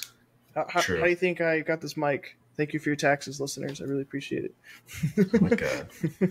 Well, I really have one last question for you, David. And I want to know what you think about TikTok.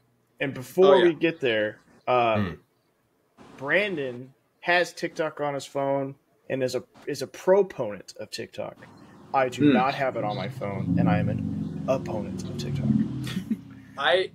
I'm missing out on so many potential, opportunities to spread my message because I'm not on TikTok. But I talked about it for so long. I'm like, TikTok, they collect your data, they send your kids like inappropriate stuff. They're changing a whole generation of kids into these TikTok machines. I'm seeing a trend with people pretending they're like NPCs in a video game. They're like, I'm like, I don't know. I would never go on TikTok, and I think the risk outweigh the reward. But I can see why people would do it. It's such a lucrative platform for getting your message out. I don't know if you guys, your own podcast account is on there or not. Like, from a business perspective, I would love to be on there. But for my personally, I don't know. My personal view of TikTok is that it's a digital opium sent by China in like a reversal opium war that that got started against China. Very good at analogies. I like that. Yeah, I don't know, Brendan. Why are you on TikTok? So I put the podcast on TikTok for exactly the reason that you bring up, because I feel like it's a very, very good way to grow. And when I did it, we gained like 500 extra followers within like 2 days. And I told Zach that, and it slowed down quite a bit. So I kind of thought, well, maybe that's just like, could all be BS. You know what I mean? To kind of lure you in. Because our podcast talked about China. Like, it could be, right? No. I mean, and very well, it could be right. Yeah. And I'll say this too, like our growth isn't like amazing on there. And I want to try it purely for podcast growth for a while. But the other thing with it too is, my question was coming from a place of, is it really this as terrible a thing as as people make it out to be, or the U.S. government wants people to believe? And the other piece I see to it too is there is so much information out there. Not all of it's good information, but I have found out about things happening well before the mainstream news hits. And then there's people that are there around what's happening, giving you perspectives, right? So there is a lot of benefit from that, right? Minus all the Chinese mal and bloatware. Okay. So it just, that's why those are the two reasons mostly. But, I don't know that I'll stay on there or keep the podcast on there just because, I haven't really seen the return I was thinking it may have. And that could just be because, Zach and I are a couple of weirdos too. But I was wondering if you thought it was as bad or dangerous. Does that make sense? Well, but I kind of want to... You talk about, you talk about why you use it, Brandon. I want to talk about why I don't like it before David kind of puts us all in our place with his information. But I don't use it because one, like TikTok in China is used like mostly like actual educational stuff.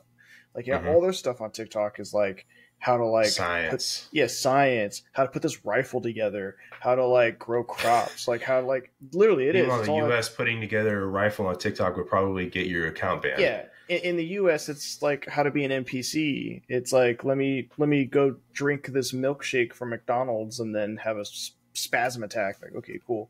But the big issue though for me is that what David talked about earlier, right? The interconnectedness of like the private and the government of China.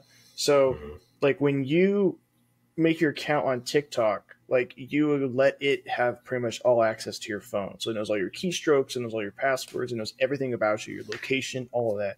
And this was an issue with Pokemon Go. I remember the DoD came out and like got in contact with like Niantic, I think was the company who made it. And they're like, hey, you can't have Pokemon on like military installations anymore because Pokemon Go had your camera up and you're trying to catch a Pikachu, and then behind the Pikachu is like a B-52, right? And so like China was like, cool. We just got a picture of your assets sitting there. Nice, thanks. You know what I mean? I just got a peek at you. Yeah, exactly. I just got a peek at you while you're trying to catch that Pikachu.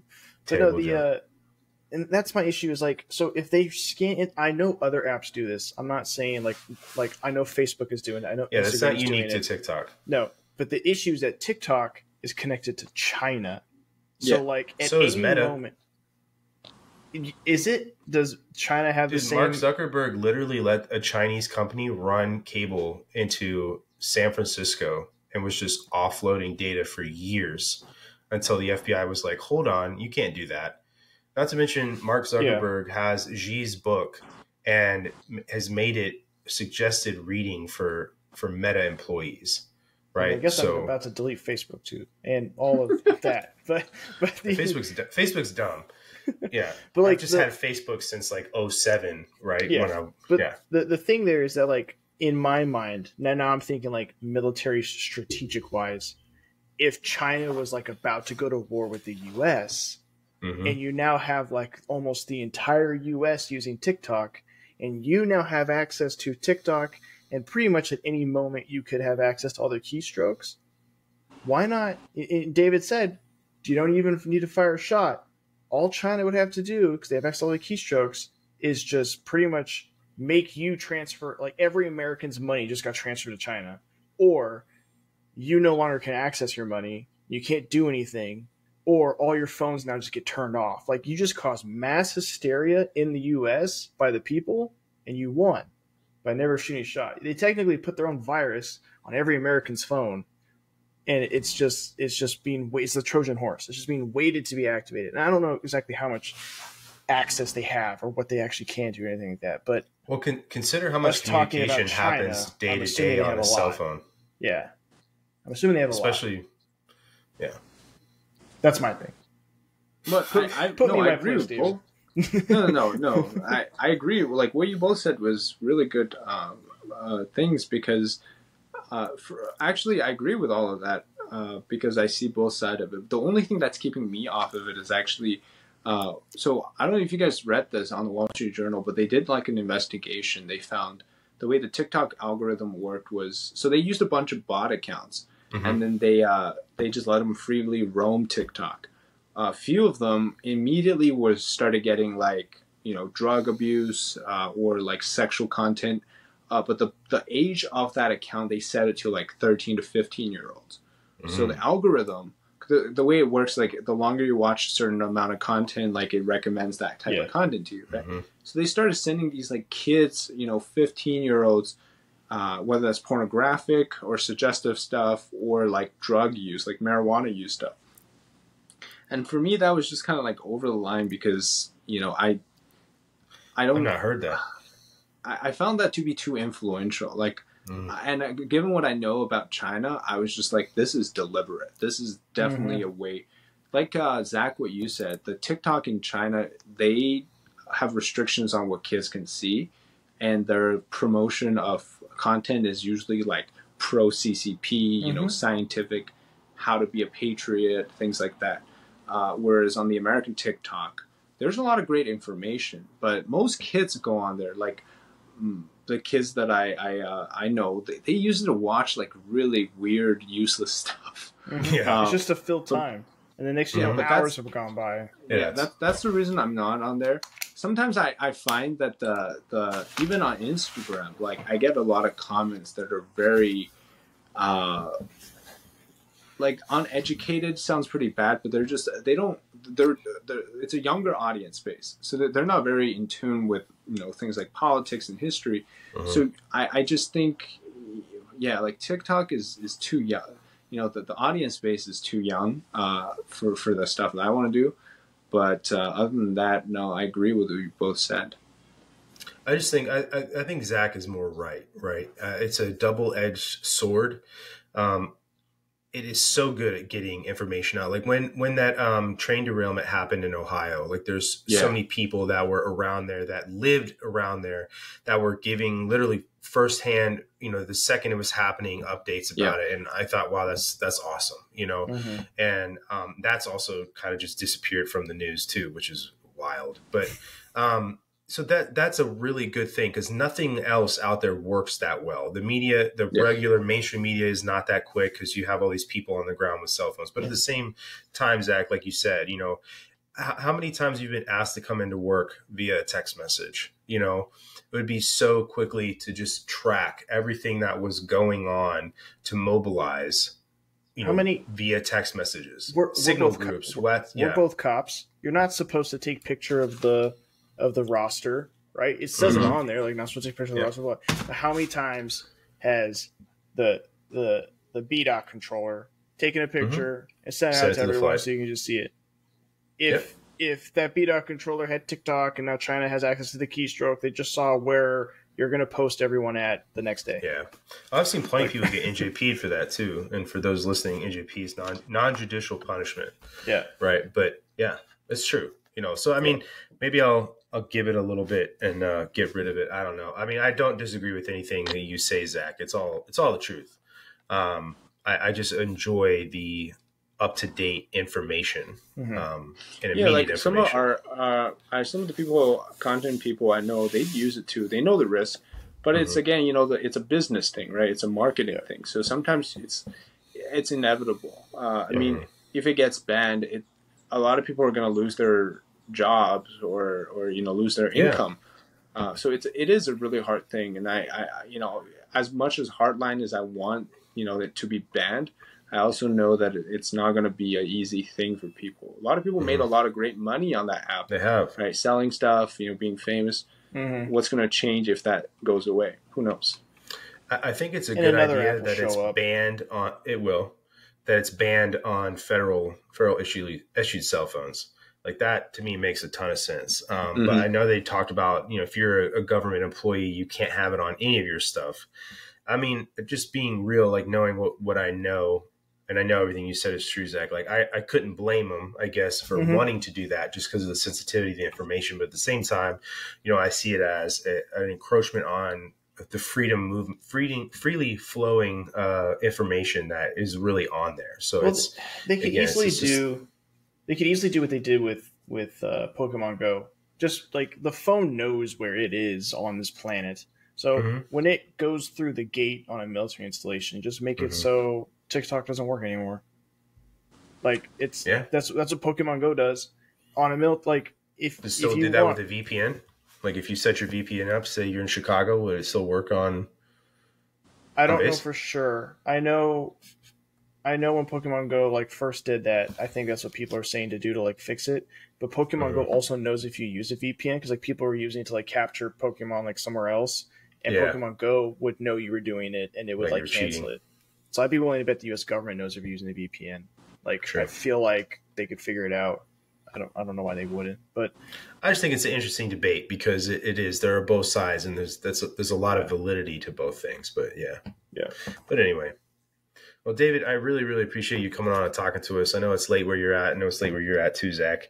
I'm going to give a couple of shout outs real quick to our sponsors. Red Clover Coffee, our first sponsor. Love Red Clover. They have some amazing stuff. So head on over there. You can find them in our highlights. You can go to redclovercoffee.com. Use our code CamewithFire at checkout for 10% off your entire purchase. And you should also go over and support Sheep's Clothing LLC, our other sponsor. If you want some pretty sick merch, or if you are into MMA or the violent arts, they are there for you, especially if you are a survivor of violent circumstance. So you can head over to their website. You can find it again on our highlights on Instagram and use code FIRE10 at checkout for 10% off your entire purchase. Special shout out to those two. Support them. In turn, you're supporting us as well.